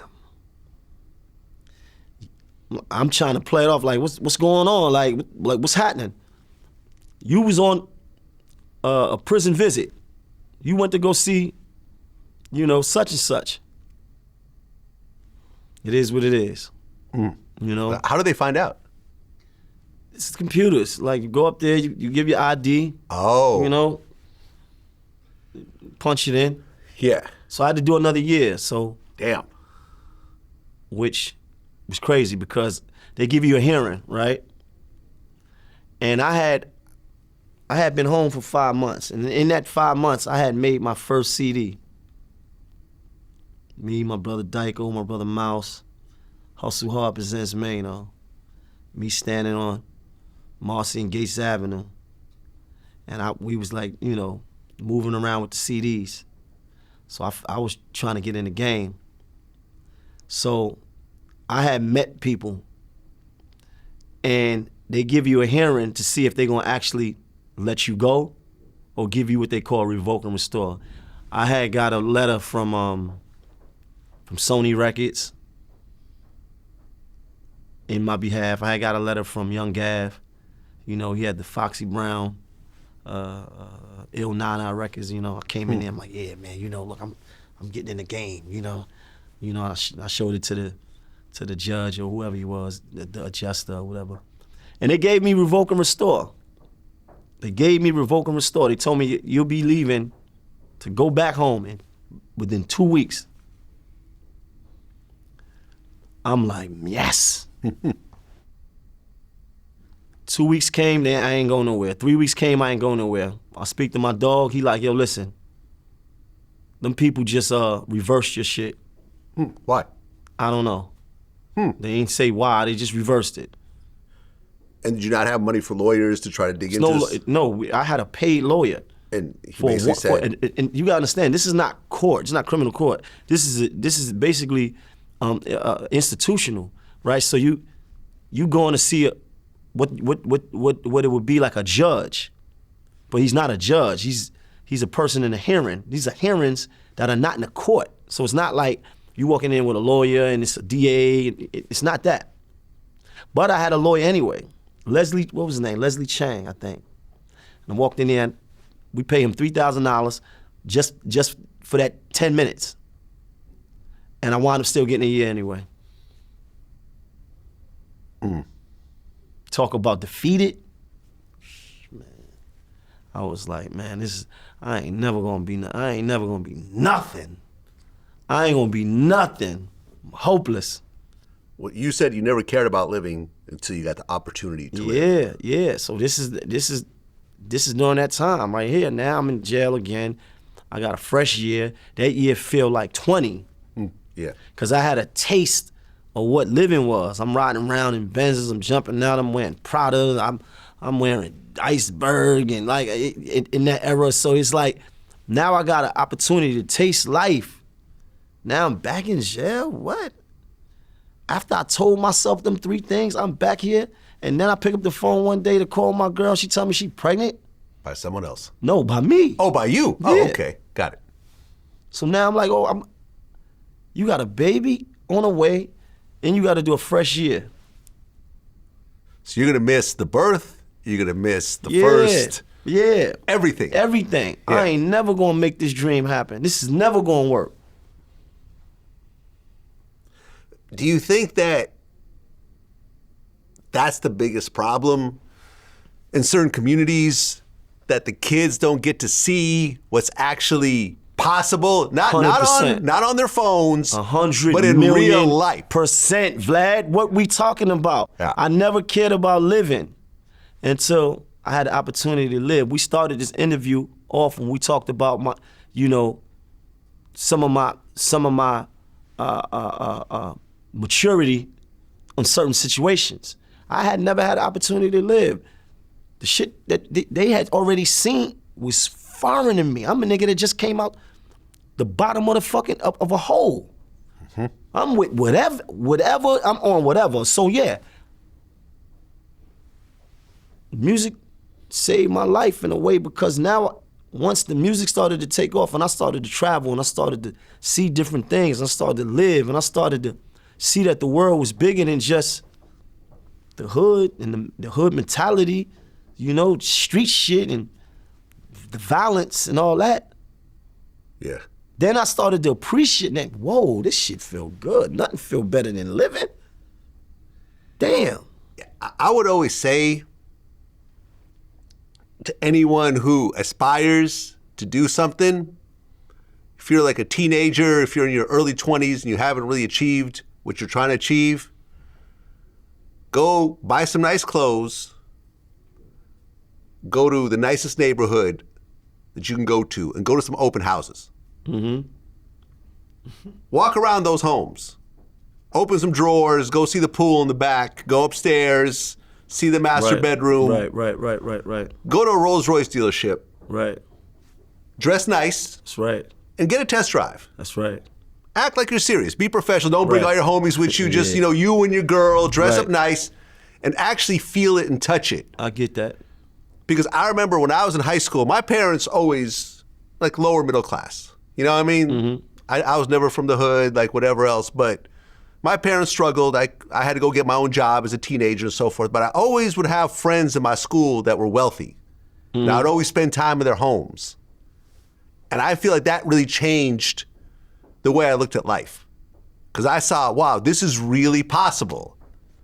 My friend really has a pool in his backyard. Right. I don't have that. No one in my neighborhood has pools in their backyards. We don't live in that type of neighborhood. But this guy lives in a mansion, has a pool in his backyard. And I love going there when it's hot, and hanging out and swimming. They have 3-car garages and, they're driving Benzes and stuff like that. Like, to be able to see someone actually touch that and experience it with them made me feel like it was real. Right. And I could do it. It made you feel like it could happen. But that's the thing, though. Like, we come from a community where we don't get a chance to see none of those things. And we grow up feeling like we ain't shit, we never gonna be shit, we don't got no value for. If I ain't got no value for my life, how am I have value for yours? Right? Because I don't feel like I'm even shit. You ain't shit to me neither. So the only way, to come up out of that is to be able to have the opportunity to live. And once I got the opportunity to live, to breathe, yeah, nigga, this shit feel good, man. Yes. I don't even hear what you niggas is talking about. It's life up here. Yeah. Yeah, like 50 said, the top is so much better than the bottom. Yes, yeah. Because it really is. But if you only used to the bottom and you haven't had a peak at the top, then I understand why your mentality is different. Your brother got shot by the police. My brother 80, yeah. How old was he when it happened? I don't know, 31, 30. What happened exactly? Police do what police do. Foul shit. Shot him in the back while he was on his stomach. Oh my God. Unarmed. Wow. Unarmed. Like George Floyd? Basically. Shot him dead in his back while he was laying on the ground. You know how the police is putting the cuffs on you, you laying on your back like that? Right. Shot him in his back, yeah, absolutely. Paralyzed? Yeah. Waist down? Waist down. When you first heard the news, were you locked up when that happened? No, I was home. Home. I was on, All the Above had just came out. Oh. So one of your biggest songs comes out. My biggest song. That's the one with T-Pain, right? Yeah. I had just had a show in Brooklyn, and we was all together. And we were always joke the fact that he not the type of dude to be on the road with me. He don't want to wake up in city to city and all that. He ain't with it, So I got another set of people that's ready for that type of work. So it's like, man, be careful. I'm flying out in the morning. I was flying out to Denver. And I'm in Denver on my way to another city, and I get a call like, yo, man, everybody looking from 80. 80, you heard from him? We can't find him. So nobody could find him for like 2 days. And then, I don't know, I ended up in the Bay in San Francisco, and they were like, yo, yeah, somehow we found out that he got locked up. And when we found out he got locked up, the first thing, I did was call somebody to get him a lawyer. I got him a lawyer. I hired Kenny Montgomery. I remember sending him money from where I was at. And then I spoke to him. I was leaving the Bay going to LA. and the lawyer called me and I spoke to him, and then first thing he said to me, he's like, man, what he said to me, he said, I dropped the ball. That's this terminology we use when we fuck up. Man, I dropped the ball. Huh. I said, man, it's all right, my nigga, that shit ain't about shit. But then he said, man, these people tell me I gotta learn how to walk again. What? I ain't gonna hold you like that bothered my soul. Like that was like I never even see this. You gotta understand, my dog was and he still is. He's a vibrant personality. He's up, he's athletic, he's into it, he's moving around, like, now you're talking about you can't what?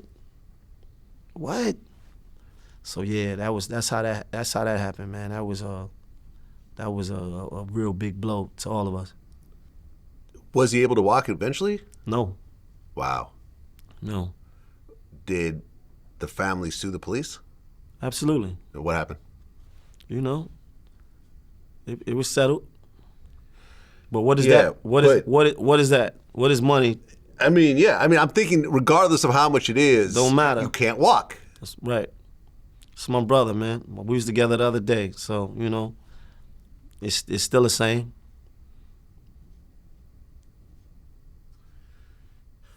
Yeah, that's a horrible story, man. Yeah, that's a horrible story. Because life goes on. Lola Brooke is his artist. Oh yeah, absolutely. Oh, okay. Let's understand where we at okay. right here. Right, so Team 80. She signed to Team 80. That's his artist. And people come to me all the time and they say, "Yo, man, yo, Lola Brooke is." I said, "Listen, not my brother artist. It's hustle hard forever, but he carved that out for himself and did that on his own. Of course, I could say I've helped and all that, but at the end of the day, he did that on his own. He did that from a wheelchair. First day he brought her to the studio. He worked that. I watched him work that. You understand? I watched him do what niggas with both legs can't. And you know how hard it is to break an artist. It's almost impossible. There you go. Almost impossible. There you go. So let's put some respect on my dog name, man. For real. I used to always say, you will have more financial success with scratch-off lottery tickets than trying to break a new artist. It's a lottery, yeah. He broke her. Yeah, he broke her. What is she, like 4 feet tall in real life? I always see these pictures of her next to like a basketball player, and it just looks crazy. That's family. That's family. She's so no, little. I love it, man. I'm a fan of her work. Big Gator right there. Yeah. Man, that's like the worst thing I heard today and the best thing I heard today, all in the same sentence. But what that tell you about the spirit of a winner, of somebody that has it in them here, in their spirit, in their heart. You understand? Like, me and him both Virgos. We a day apart. You understand? So we grew up from kids together. Okay? Like, back when he broke my handlebars on my mongoose, and you understand? So yeah, like, we talking like that. So to see him go through what he went through and still be able to stand in not a physical way, but in a more of a spiritual way, like you standing taller than most niggas I know ever, and you always will in my eyes. I love that, man. I absolutely love that story. I hate that story and I love that story. I hate the first part and I love the second part. Yeah. But it's he out here, he riding around in the Maybach, and it's all it ain't no sob stories on this side. Okay. Nah. I want to interview him. Let me tell you something. My guys are extremely popular from not music. We grew up popular. Mm-hmm. They don't do no interviews. None of my people do interviews. I'm gonna ask them though, but they don't do no interviews, man. Well, listen, I'm just inspired by the story. That's what I'm saying. I'm gonna talk to him. I never even knew he existed up until I started researching. I've been rapping about him, and he's been with me since day one. Actually, let me tell you something. You met him. I did. Yeah. Oh, when I went out to Brooklyn that one day? In the park. Okay, yeah. Because we used to have a team in the park back then. It was our Hustle Hard team. Well, this was before the wheelchair situation. Of course. Of course, yeah. The wheelchair thing happened in 2009. You came and met up with me in 2005, 2006? No, 2000. It was 2006. 7. Well, 2007 then. Around 2007. Yeah, because it was right before I launched VladTV. There you go. Yeah. There you go. So yeah, he was in the park that day. Yeah. Well, ask him, man. If he says no, he says no. It's all good. But yeah. If he says yes, I think it's because I just love inspirational shit. 100%. You see what I'm saying? Like I feel like Right. I interview people that inspire me. Right. And inspire people who are going to hear the story. That's right. And to say I got shot by the police in the back, lost my ability to walk, but I didn't let it stop me. At all. Because I'll be honest, I'm going through my mental Rolodex, and I've been in the music game for 23 years now, and I have yet to meet a music executive in a wheelchair. I'm thinking about and I probably have met hundreds of them over the years. I'm going to talk to him. No, he's solid. Yeah. He's solid. You called me a couple months ago about some of my comments about Lil Durk. And we had like a long conversation. This was right when he got arrested. And you told me your point of view and I told you my point of view. And it was a respectful conversation. No one was yelling at each other or anything else like that, right? You fast forward to now. Have you learned a little more about the case since then? I've been hearing about them talking about other cases potentially, but I don't know if they charged him with anything. They brought up a murder for hire that they say he was involved in over the guy that killed his brother D-Thing. This was mentioned. So the feds have 230 gigabytes of digital evidence, audio, video recording, surveillance footage, 20,000 pages of reports concerning murder and other violent acts, photographs, witness statements, and medical documents. And I've talked to a few people around the situation who know the co-defendants, and they're saying it doesn't look very good for these guys standing up. That a lot of these guys weren't even close to him and were from different sets and so forth. Oh, so you saying that they saying they're likely to cooperate. And these guys are some of the shooters. Damn. I don't like that for him. I talked to Doug Weinstein. He was the lawyer for Yak Gotti, who recently beat his whole RICO case. And I said, as someone who helped someone beat a state RICO, how do you feel about Lil Durk? And he goes, it's very different in the feds. A state RICO and a federal RICO is not really the same thing. The feds have a lot more resources, and it's a lot more serious to try to beat a serious federal RICO case.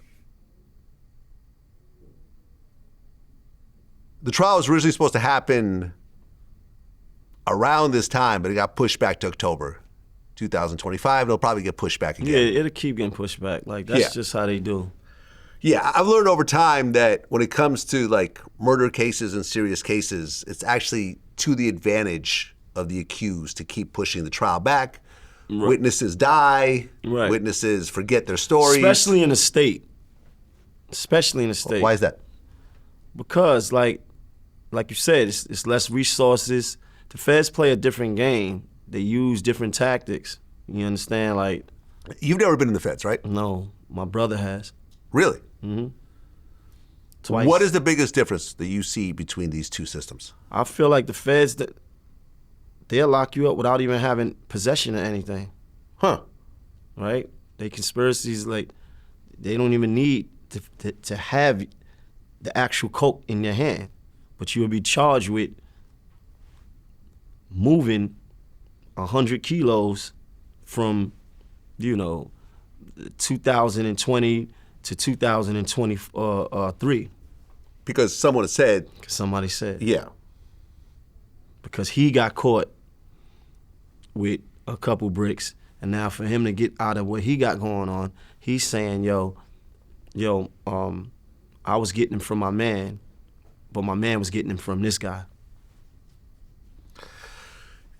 I mean, look, he hired Drew Finling, who I've interviewed before. Mm-hmm. He's considered one of the top criminal lawyers in the country. In fact, he's also representing NBA YoungBoy, which is very ironic because the two guys who are at the head of this whole beef that's involved so many other people are paying the same lawyer. That's crazy. That is sad. I mean, lawyer doesn't care. Of course he don't. You know, I mean, he'll take their money and he'll do a great job, but take their money, go home. You know. Yeah, I mean, he's also represented family. Yeah, he's also represented Big Meech. He represented Lucci. He got Lucci that great deal. I get it. And look, ultimately, he's got a great lawyer. He's got enough money. He wasn't at the murder scene. Mm-hmm. He wasn't holding the gun. You know, from what I have seen, there's no clear communication of him telling someone to go kill this person and paying them a certain amount of money. But we also haven't seen hardly any of the evidence yet. We just saw the first indictment papers, which I carefully went through. And who knows? He might beat it. I hope you're right. I hope you're 100% right. There are certain people in the paperwork whose names have been redacted. And you could assume that their names have been redacted because they're cooperating. Mm-hmm. Is that usually the case? Probably. I would assume so. So the fact that there's at least 3 or 4 names that I saw redacted, one of which is the shooter, one of the shooters, one of which is the person who allegedly told the OTF But let's not guys. assume nothing, though. Let's not assume anything. Okay. Look, Big Meech didn't get caught with any cocaine. Right. You don't have to. He never talked on the phone.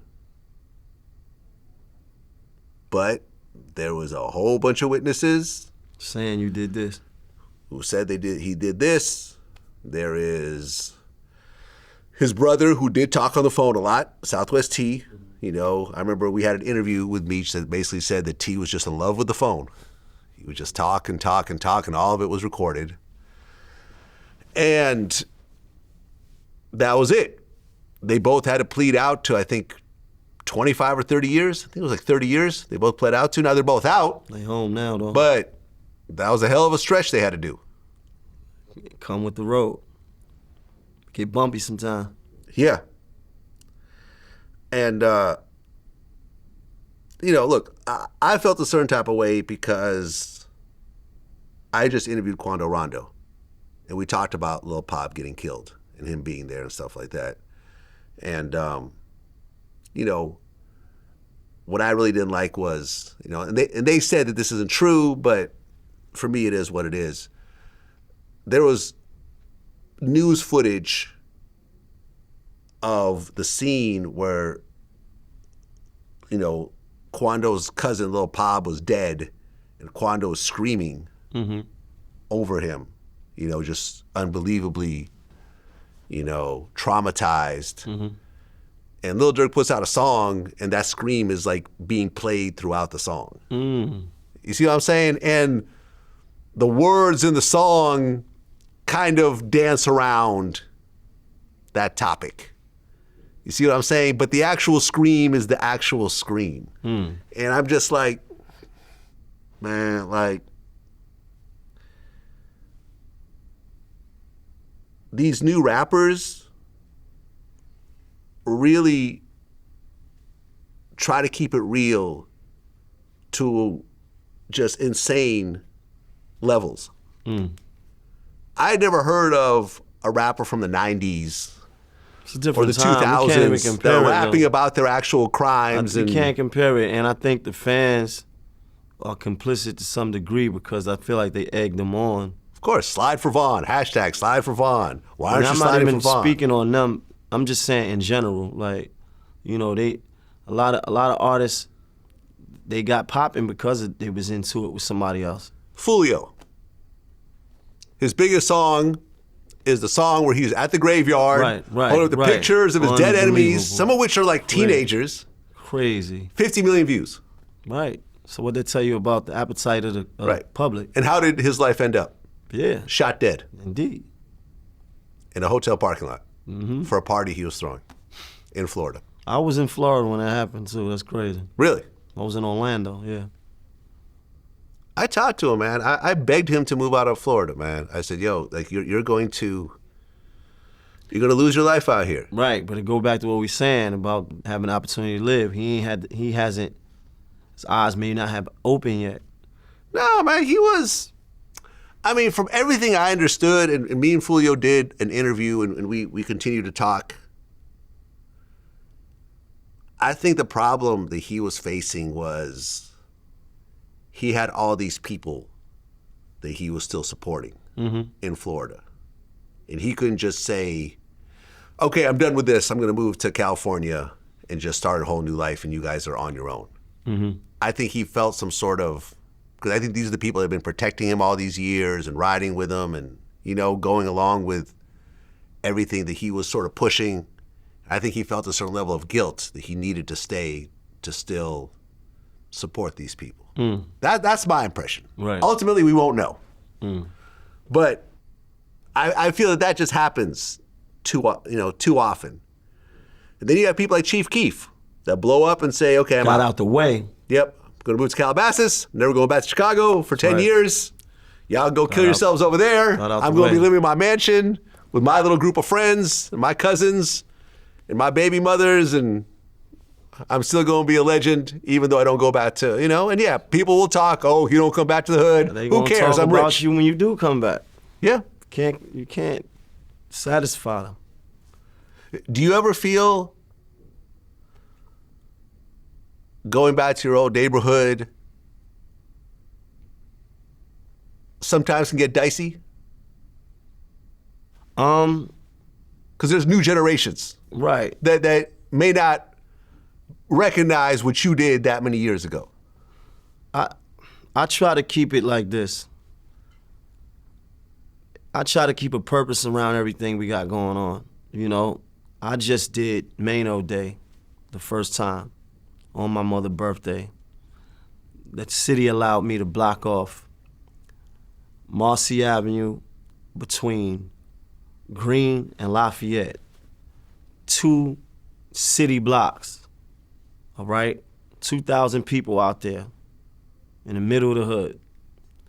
Purpose, we giving back, we giving opportunity. I had a stage set up for the local artists. I had rides for the small kids. I had health care out there for families. I had Soaring Medical Labs out there for,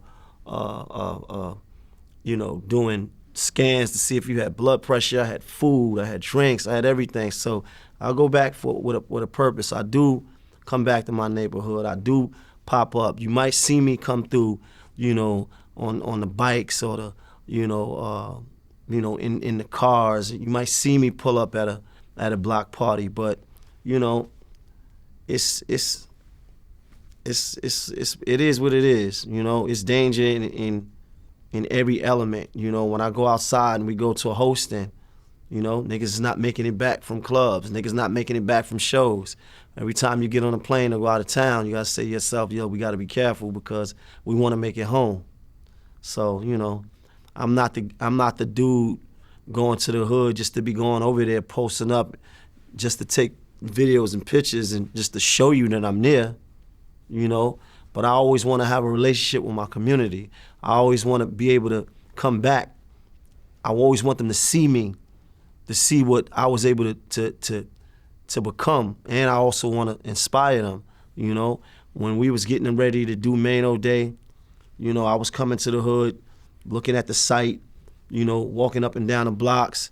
I want them to see me. I want them to understand, and this is like how you start don't always determine how you finish. So I want to be that inspiration. I want to be that motivation. No, that's dope, man. Like, I've been spending more time in Brooklyn recently. Because I used to, when I first moved to New York, I was basically sleeping on a couch on Church and East 18th. Flatbush. So I was spending some time near Flatbush last few months. So I decided to go down and walk to my old block. And I mean, it was crazy because I hadn't been there since 2002, right? About 23 years.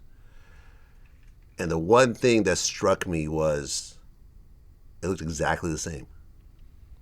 Right. It was not gentrified. There wasn't new buildings. It wasn't. It looked exactly the same buildings,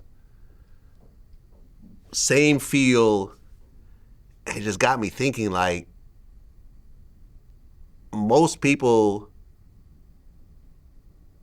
on this block 23 years later, if they're still alive, you might still be here. They're probably still there. They probably have similar lives. Yeah, than when you left. And I think about where my life is right now. Right. Like, I've got mansions, I got apartments in New York, got studios, I drive whatever I drive, I could retire. Well, you know, it's I'm like a completely different human being, but if I had stayed there and just accepted, okay, this is what my life is, I would still potentially just be there. That's and right. It just, right. It gave me the chills. Right. Sometimes you got to go back sometimes to peek at it to see that how far you came and appreciate how far you came. Yeah. It was, it shook me up. It shook me up because you don't know where things are going to go. That's right. That's right. One stumble, one bad move. Could have been you. Could have been me. I think of all the times I could have lost my life. That's right. I used to go to people's studios with a camera and they'd pull out guns, wave them all in the camera. One gun could have went off. It would have been the end of Vlad. You know, DJ Vlad the Butcher. Going to people's hoods. They tuck in their gun before the interview starts. Their head is on a swivel. They got beef. They got beef with God knows who. Right, you get hit. It feels like they're anticipating a drive-by at this point. This was with Lil Eazy-E's son. I clearly remember this. Yeah, we're in front of his grandparents' house. And I'm like, shit. Like, I remember when I interviewed him, I mentioned that. I'm like, he's like, I had the gun just in case, to protect you as well. And I'm like, well, I don't do that shit anymore. You got to come to my studio now. This shit's too dangerous. You're trying to keep it too real. Yeah. Keep it too real, you keep it too dumb. Yeah, man. I'm Keeping it real goes wrong. At 51, man, I'm very cautious. I'm very cautious about what I do, man. Eskino is now a regular on my show. Who? Eskino? Oskino? Oskino from Philly. Yeah, from Philly. Yeah. Down Rockefeller. Yeah. Shit, come on, I know. Come on now. I'm a fan. And he said some interesting stuff. Yeah. I remember I had Rico Reckless on my show, and Rico had done a bunch of time in jail. He actually just got out again. And he was saying how when you go to jail and your cellmate leaves a honey bun on your bed, what? You never want to take that honey bun. Don't ever take the honey bun. And I remember I mentioned this to Eskino. He goes, yeah, they actually, he goes, we watched a video our first day where they kind of specifically told you that. Like if an inmate offers you something, some food or whatever, you don't take it. Because if you take it, they'll be like, all right, well, now you owe me. Well, I ain't got nothing. Oh, you got something. Before you go to one jail, you go to another jail, it's a transition jail, right, called Camp Hill. They show you a tape of what not to do. And one of them is don't take, if somebody puts something on your bed, don't take it. Even if it's a guard. Don't take no candy bars, no honey, but none of that shit from nobody because they're going to say that you owe them for that.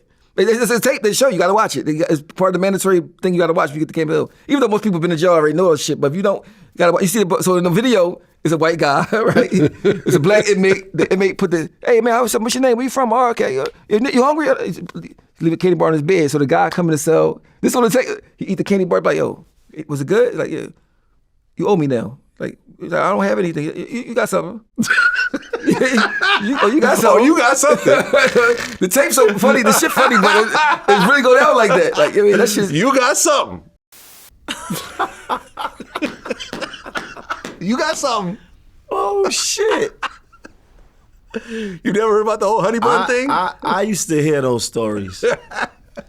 Whether it was a honey bun, or a Snicker bar, right? And they would supposedly be like, yeah. So yeah, I want that Snicker bar back. But yeah, I get you on commissary. Now I want the same one back. What? I already ate it. I want the same Snicker bar back, bruh. Now, I'm gonna be 100% honest with you. I don't think, especially in New York State, that you're gonna run into any artist that you're gonna interview that been in more prisons than me. And I've highly doubt, that the people that you interview had the action that I had. I was in over 10 different prisons in the 10 years that I was there. Some of those prisons twice. I averaged a transfer every year to 18 months. Never been in one jail for 2 years, ever. And this is because you were getting into incidents? Yes. At every jail? Yeah, not every jail, but yeah, it was a lot of disciplinary, a lot of activity, I would say. Mm-hmm. So I say all that to say, I've never seen it happen. I've heard those old school stories, but I've never seen it happen. I think every jail is a little bit different. Every jail? Yeah. What do you mean every jail? You mean in different states? Different states, different regions. You know, I just interviewed this guy. New York State is one region. So what I'm saying is like, what goes on in Attica is pretty much the same thing that goes on in Clinton. You just go from jail to jail. You just go from prison to prison. I've heard those things. I just never seen it happen. I believe those things are old stories that the booty bandits would tell back in the days. I never seen that. Well, I just interviewed John Red Shea. Mm-hmm. He was Whitey Bulger's, one of Whitey Bulger's guys. Yeah. You know what that is, right? Yeah. The Winter Hill Gang in Boston. Of course, yeah. 19 bodies. Yeah. All types of insanity. So when he went to prison and he got moved around, he said it was all good until he hit FCI Milan in Michigan. Right. He said it was just all gay. Like he said it was just insane. He said he walked into the showers and a dude. It's crazy. You could fill in the blanks. Right. He said he had to see that. But he said no, in other prisons it was fine. But that particular prison, the guards just allowed this type of activity to happen. That's wild. In federal prison. Yeah. This is what, in the 70s and 80s? It had to be like in the 80s. This was in the early 90s. Early 90s? Yeah, 91 is when he did his Listen, man, you see some strange, wild things in prison. I just know that a lot of the folklore around prison is exaggerated. I mean, Esquino said that in prison, being a rat is worse than getting raped in terms of how you're treated. Me personally, I'll take the rat, but you know. You a rat, yeah. You identified as a rat, you probably get sent up out of there. If you got raped in prison, which I only seen one person get raped in my whole prison time, I guess you just somebody bitch. I mean, you pick the evil of the two. I don't know, because that's wild. I mean, being a snitch in prison. Mm-hmm. I remember, for example, I interviewed Freeway Ricky Ross recently, and he wouldn't say who it is, but he said someone that we all know who cooperated, and he was locked up with him. He basically stood up in front of everybody and said, all right, who got a problem with me? No one said nothing. And he said that people say this, but even the rats sometimes, the cooperators, sometimes end up being one of the toughest dudes in the prison. Gangster rats, that's a fact. Yeah. And you got gangster booty bandits. You know, you got the gangster dudes that play around with the boys. Right. Yeah. And no one's gonna say nothing because this person will fuck you up. Because he about that knife work. He'll stab you. Right. You know? Right. I seen that. I mean, it is what it is. It's like I said, I think a lot of the prison stories are a little over-exaggerated. I think it was a time when prison was a lot more scary than it is now. I think maybe like in the 60s and the 70s, it had to be way more, maybe even the 80s. But I never ran into some of those issues, and I felt like I had a likelihood of running into those, because if you do a bid and you're in one jail for the whole bid, then the likeliness of seeing certain things may not be. But if you're in 10, 12 different prisons, you going on a tour. You get to see different things. I've never seen some of this shit. Yeah. That's a great thing. That's a great thing. There's nothing negative about that. That's totally positive right there. You know, because I have interviewed a lot of people. Prison is like a community. I tell people all the time. You know, it's like a community. You hang with your social circle.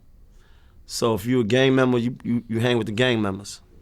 If you're a Spanish gang member, you hang with the Spanish gang members. If you're Muslim, you hang with the Muslims. If you're gay, you hang with the gay people. If you're neutral and you're a gangster, you hang with your guys. That's how it is, and you pretty much stay in that circle.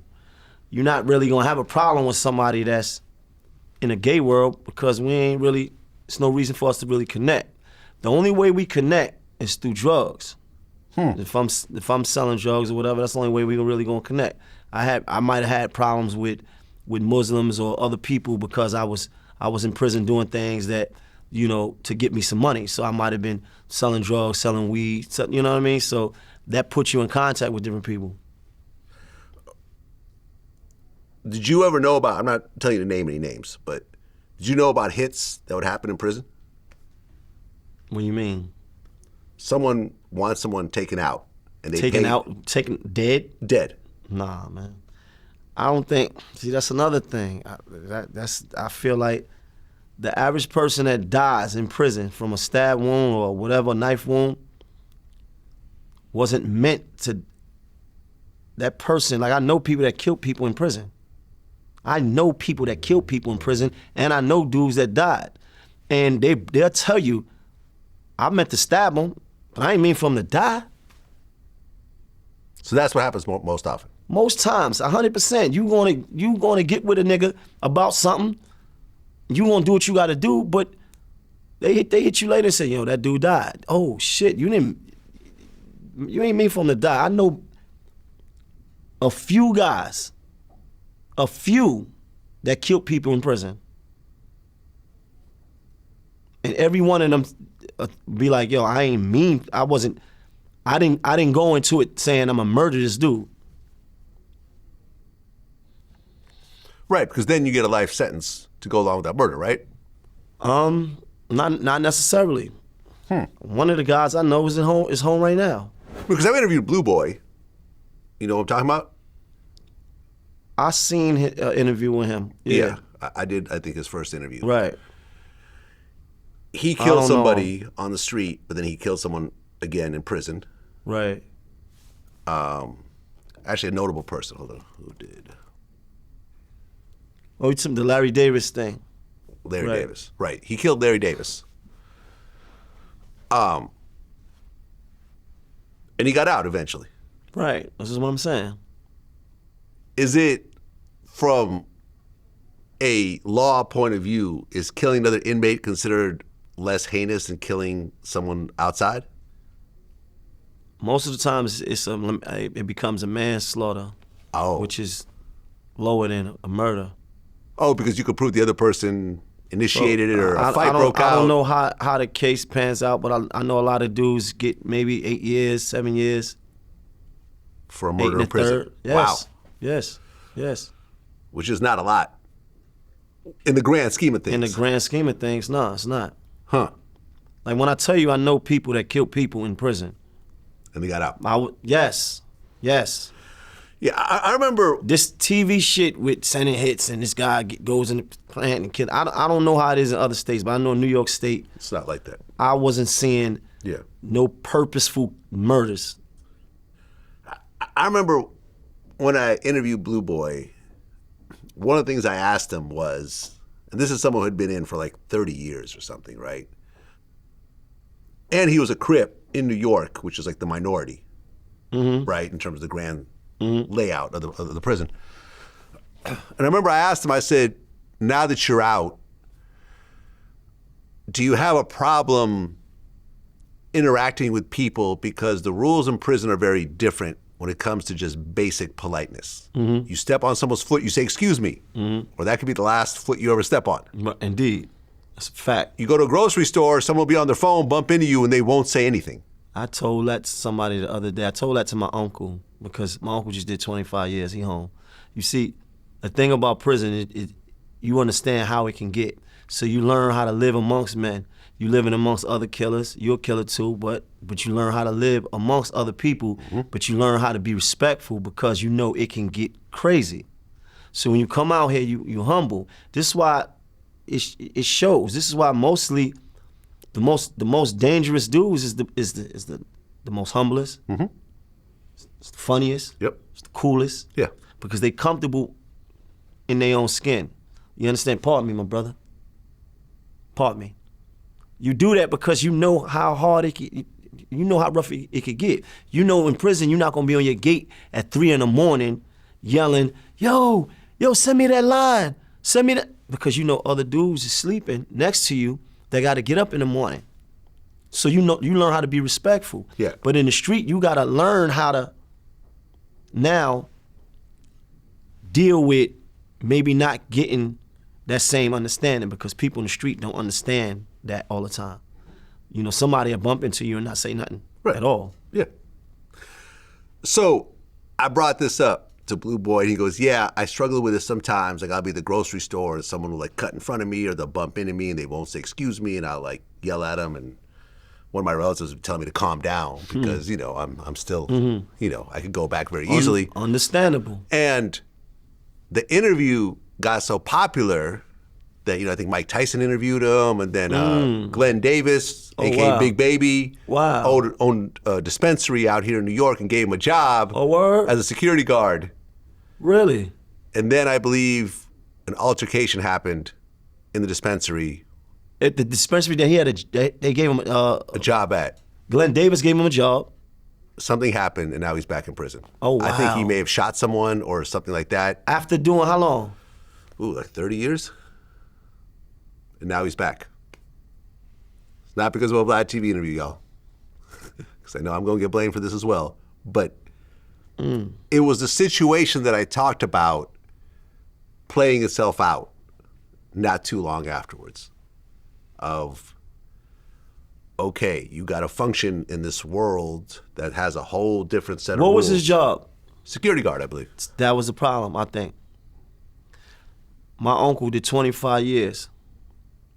He asked me to get him a job working security at a club, being a bouncer, doing whatever. I told my aunt, I said, look, he just come home from prison doing a stretch. He don't need to be interacting with none of these young niggas that don't know him. He don't know them. And you know how it is in front of a club. All right? Fuck you mean, big man? What you talking about? You touching me? That kid, what? That's the first problem. No, you don't know. No. My uncle been home a year. I got him a job at construction. Yeah. Are you crazy? You don't need to be dealing. You don't need to be dealing with conflict. Conflict up close because you're dealing with too many personalities. And you know how it is in front of a club, a bar. Nah, man. So if that's what happened, that's That's unfortunate.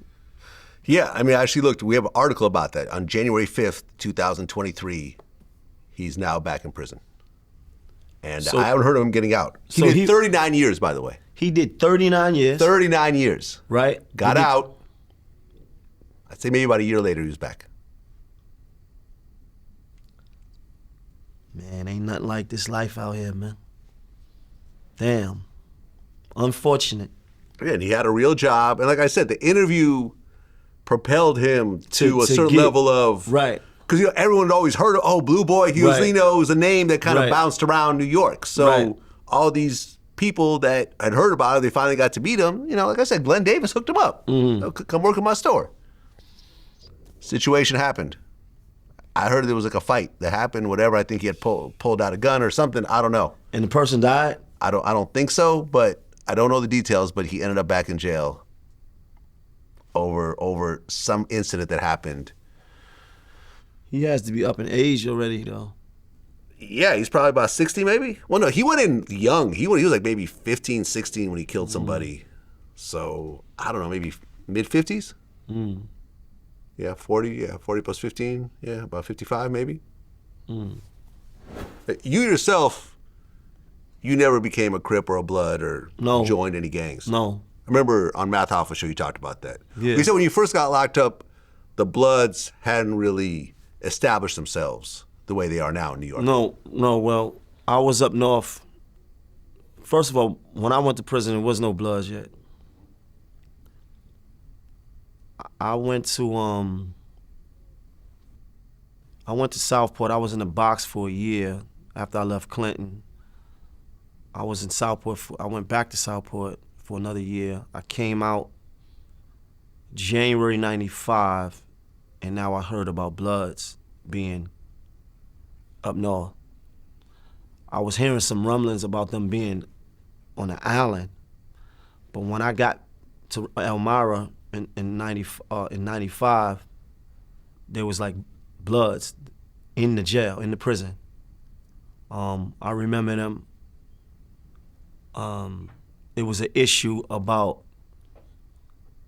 them not being able to have the same type of strength that they was having on the island. Like some of them was dropping their flags, because the Spanish gangs was a lot more stronger at this point because they had already been up north. So if the gang started on the island, they needed time for all these guys to get up north. So like the Latin Kings and everything? Latin Kings, the Nietas, yeah. Yeah, it was a lot of them. They had already been up north for years. Yeah, I interviewed King Tone at one point. You know about him? Yeah. But they established themselves over time, the Bloods? Over time, yeah. Over time, yes. It took some time, yeah. It took some time. Because now you're having an influx of inmates coming up every day, going into various different jails, throughout the state, And every time a bus pulled up, then you got 2 or 3 of these guys, they Bloods, every day. So over time, they began to get strong. I mean, do you feel to a certain degree joining a gang and claiming that is somewhat of a trap in the long run when it comes to the legal system? Because then you get put into a different category. You have gang enhancements. Yeah. But you gotta understand, like see, I went to prison at a different time. We was standing on our own. We was live on our own, right? So I was already who I was. I didn't need to be in no gang. I don't need to be in no gang, nigga. And then you gotta remember, like, at the time that I went in prison, certain dudes that might have been popular later on, after a while, and became to have names, they wasn't popular before. Like, you leader of what? You big something of something? Oh, wow. So it was never a time when I needed to feel like I needed to be in a gang. Now, I respected a lot of what they stood for, because it was like, look, man, we being oppressed. Black men need to stand together. I understood that. And I've created relationships with many of them, But a lot, any kind of organization, you got some people that's real, then you always got like a portion of them that's doing it because they need to do it.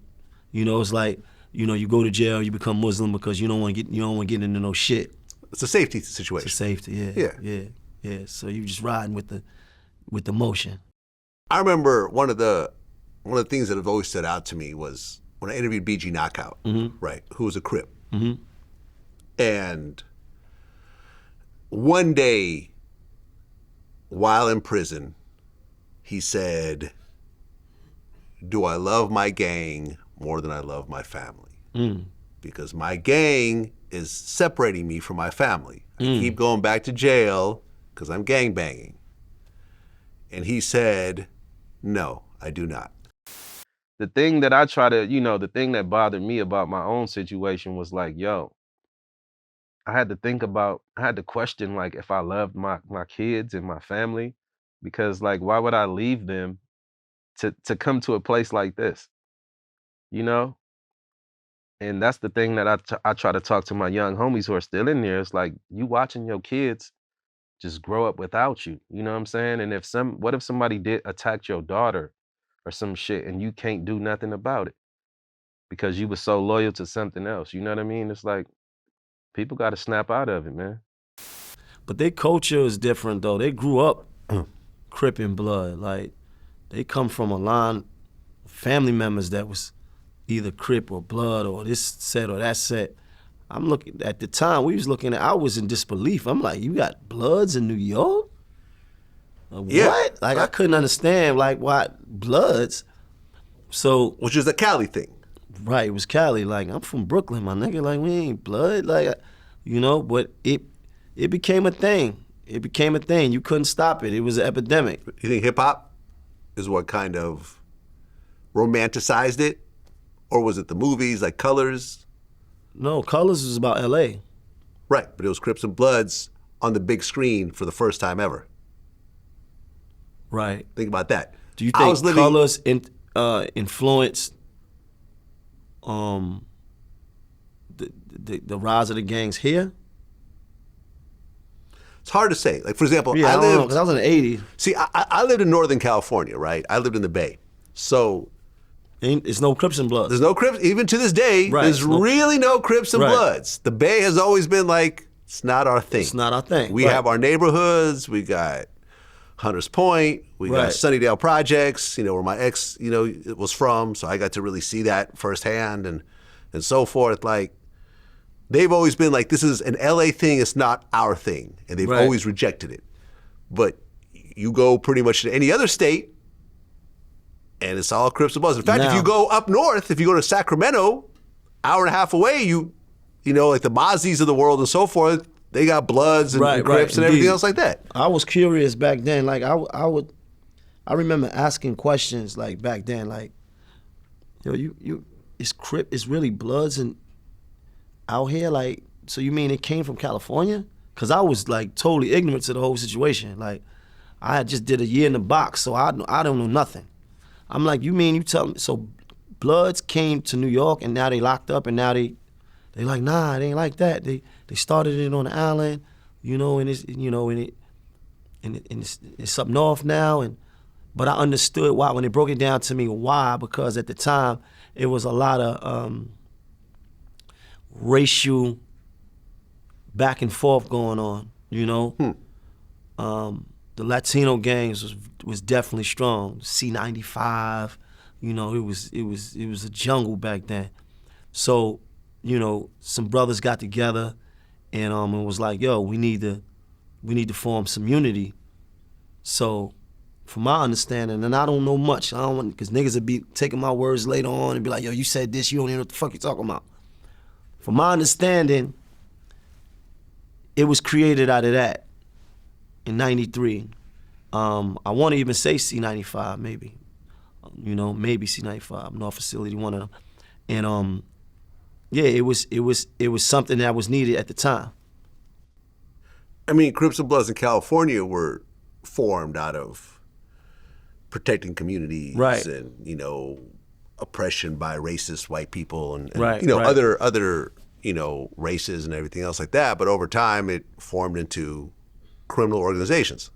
I don't know Unfortunately. I don't know when the Crip thing started. I can't even recall how or when.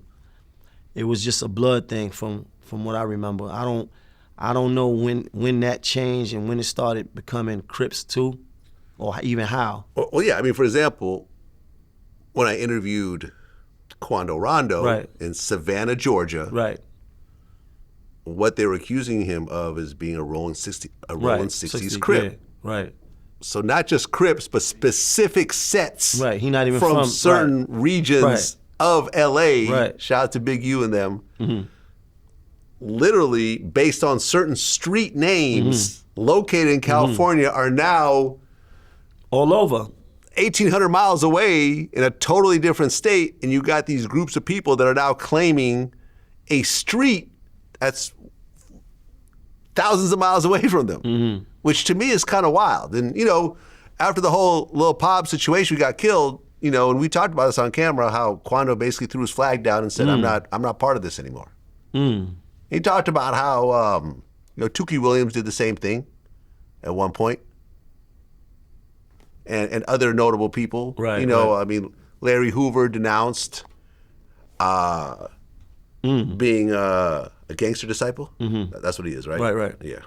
I mix them up sometimes, so I don't want to mess it up. You have a lot of notable people that basically say, I'm not down with this anymore. And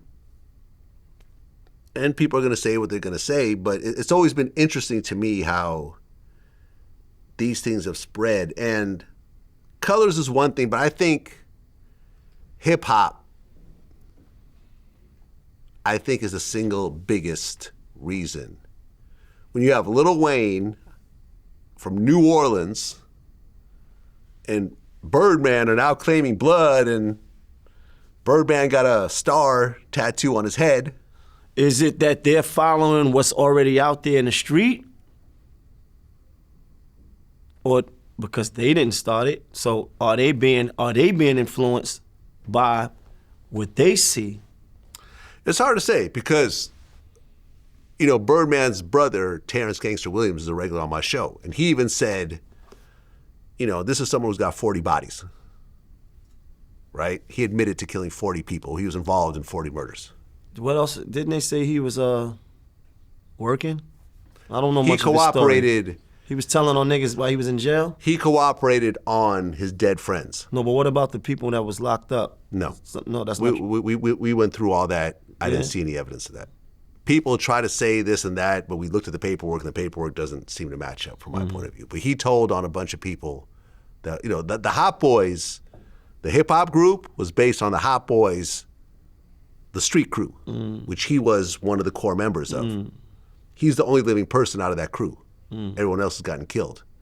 So at one point, he cooperated and told the feds about all the murders that he was involved with that his deceased friends were responsible for doing.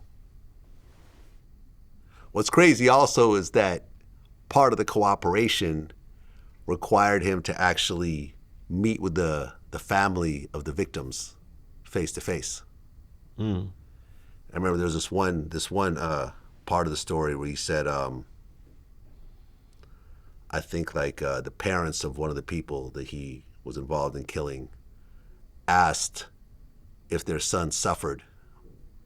And he said, well, he suffered about as much as the people that he killed also suffered. Hell of an answer. Sounds real gangster. Yeah. But, you know, he basically said how Crips and Bloods were not a New Orleans thing. Right. They had their own thing. And Right. Wayne and Baby suddenly claiming blood. And you got to remember that at one time, Lil Wayne was the biggest rapper on the planet. Right? And he's all red ragged out. You gonna tell me that his fans aren't being influenced by seeing this?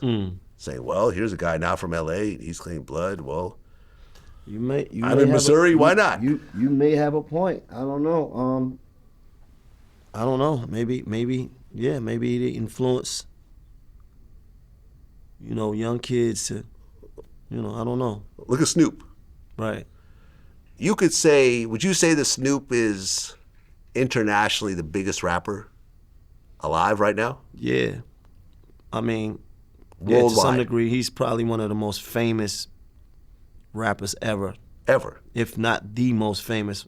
Yeah. Yeah. I mean, he's hosting the Olympics. Yes, like yes, 100%. He's doing shit that, I mean, he performed at Donald Yes, Trump's we inauguration. know- like he's right, doing yeah. things that rappers have never Right. done.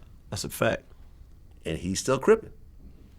He's still got his blue rag on. It's and, not. you know, It's not a crime to be. no, it's not. You know. It's not. But I don't think you could doubt the influence. No? Are people turning Crip because Snoop? I don't know about that.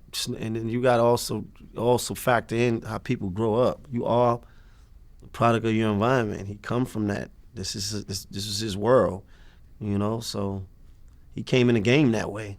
Yeah. He didn't change up. No, he did. And it was tense at death row This is what I'm because trying to tell you you. had Suge and all the Bloods over there. There you go. So And now he there with all the Crips. He been who he is since day one. Yeah. Yeah, and now look, and it shows how you can turn it all around Yep. and become a A-level celebrity, He A+. A+. That's what it is. By the way, what happened to that series that you It's were coming. doing? So It's we coming. working on, yeah, it's coming. We're working on other episodes. How many episodes you got done so far? We're still in pre-production. Okay. Yeah, but it's coming. Okay. You know. I like the trailer. Yeah, we talked about it last time. 100%. Yeah. You know what I mean? Yeah.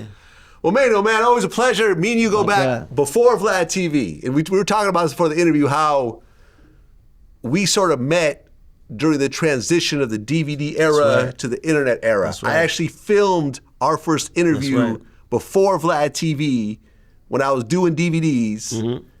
And I put it out on YouTube. Right. So basically, you owe me some money. That's what it is? Before we knew what monetization was, you was already on that. I was so, already monetizing. Yeah. Man, always a pleasure when you come in, man. We've always had a great relationship. all Always good. mutually respectful. You know, you and I have had disagreements, and we've always just talked about them.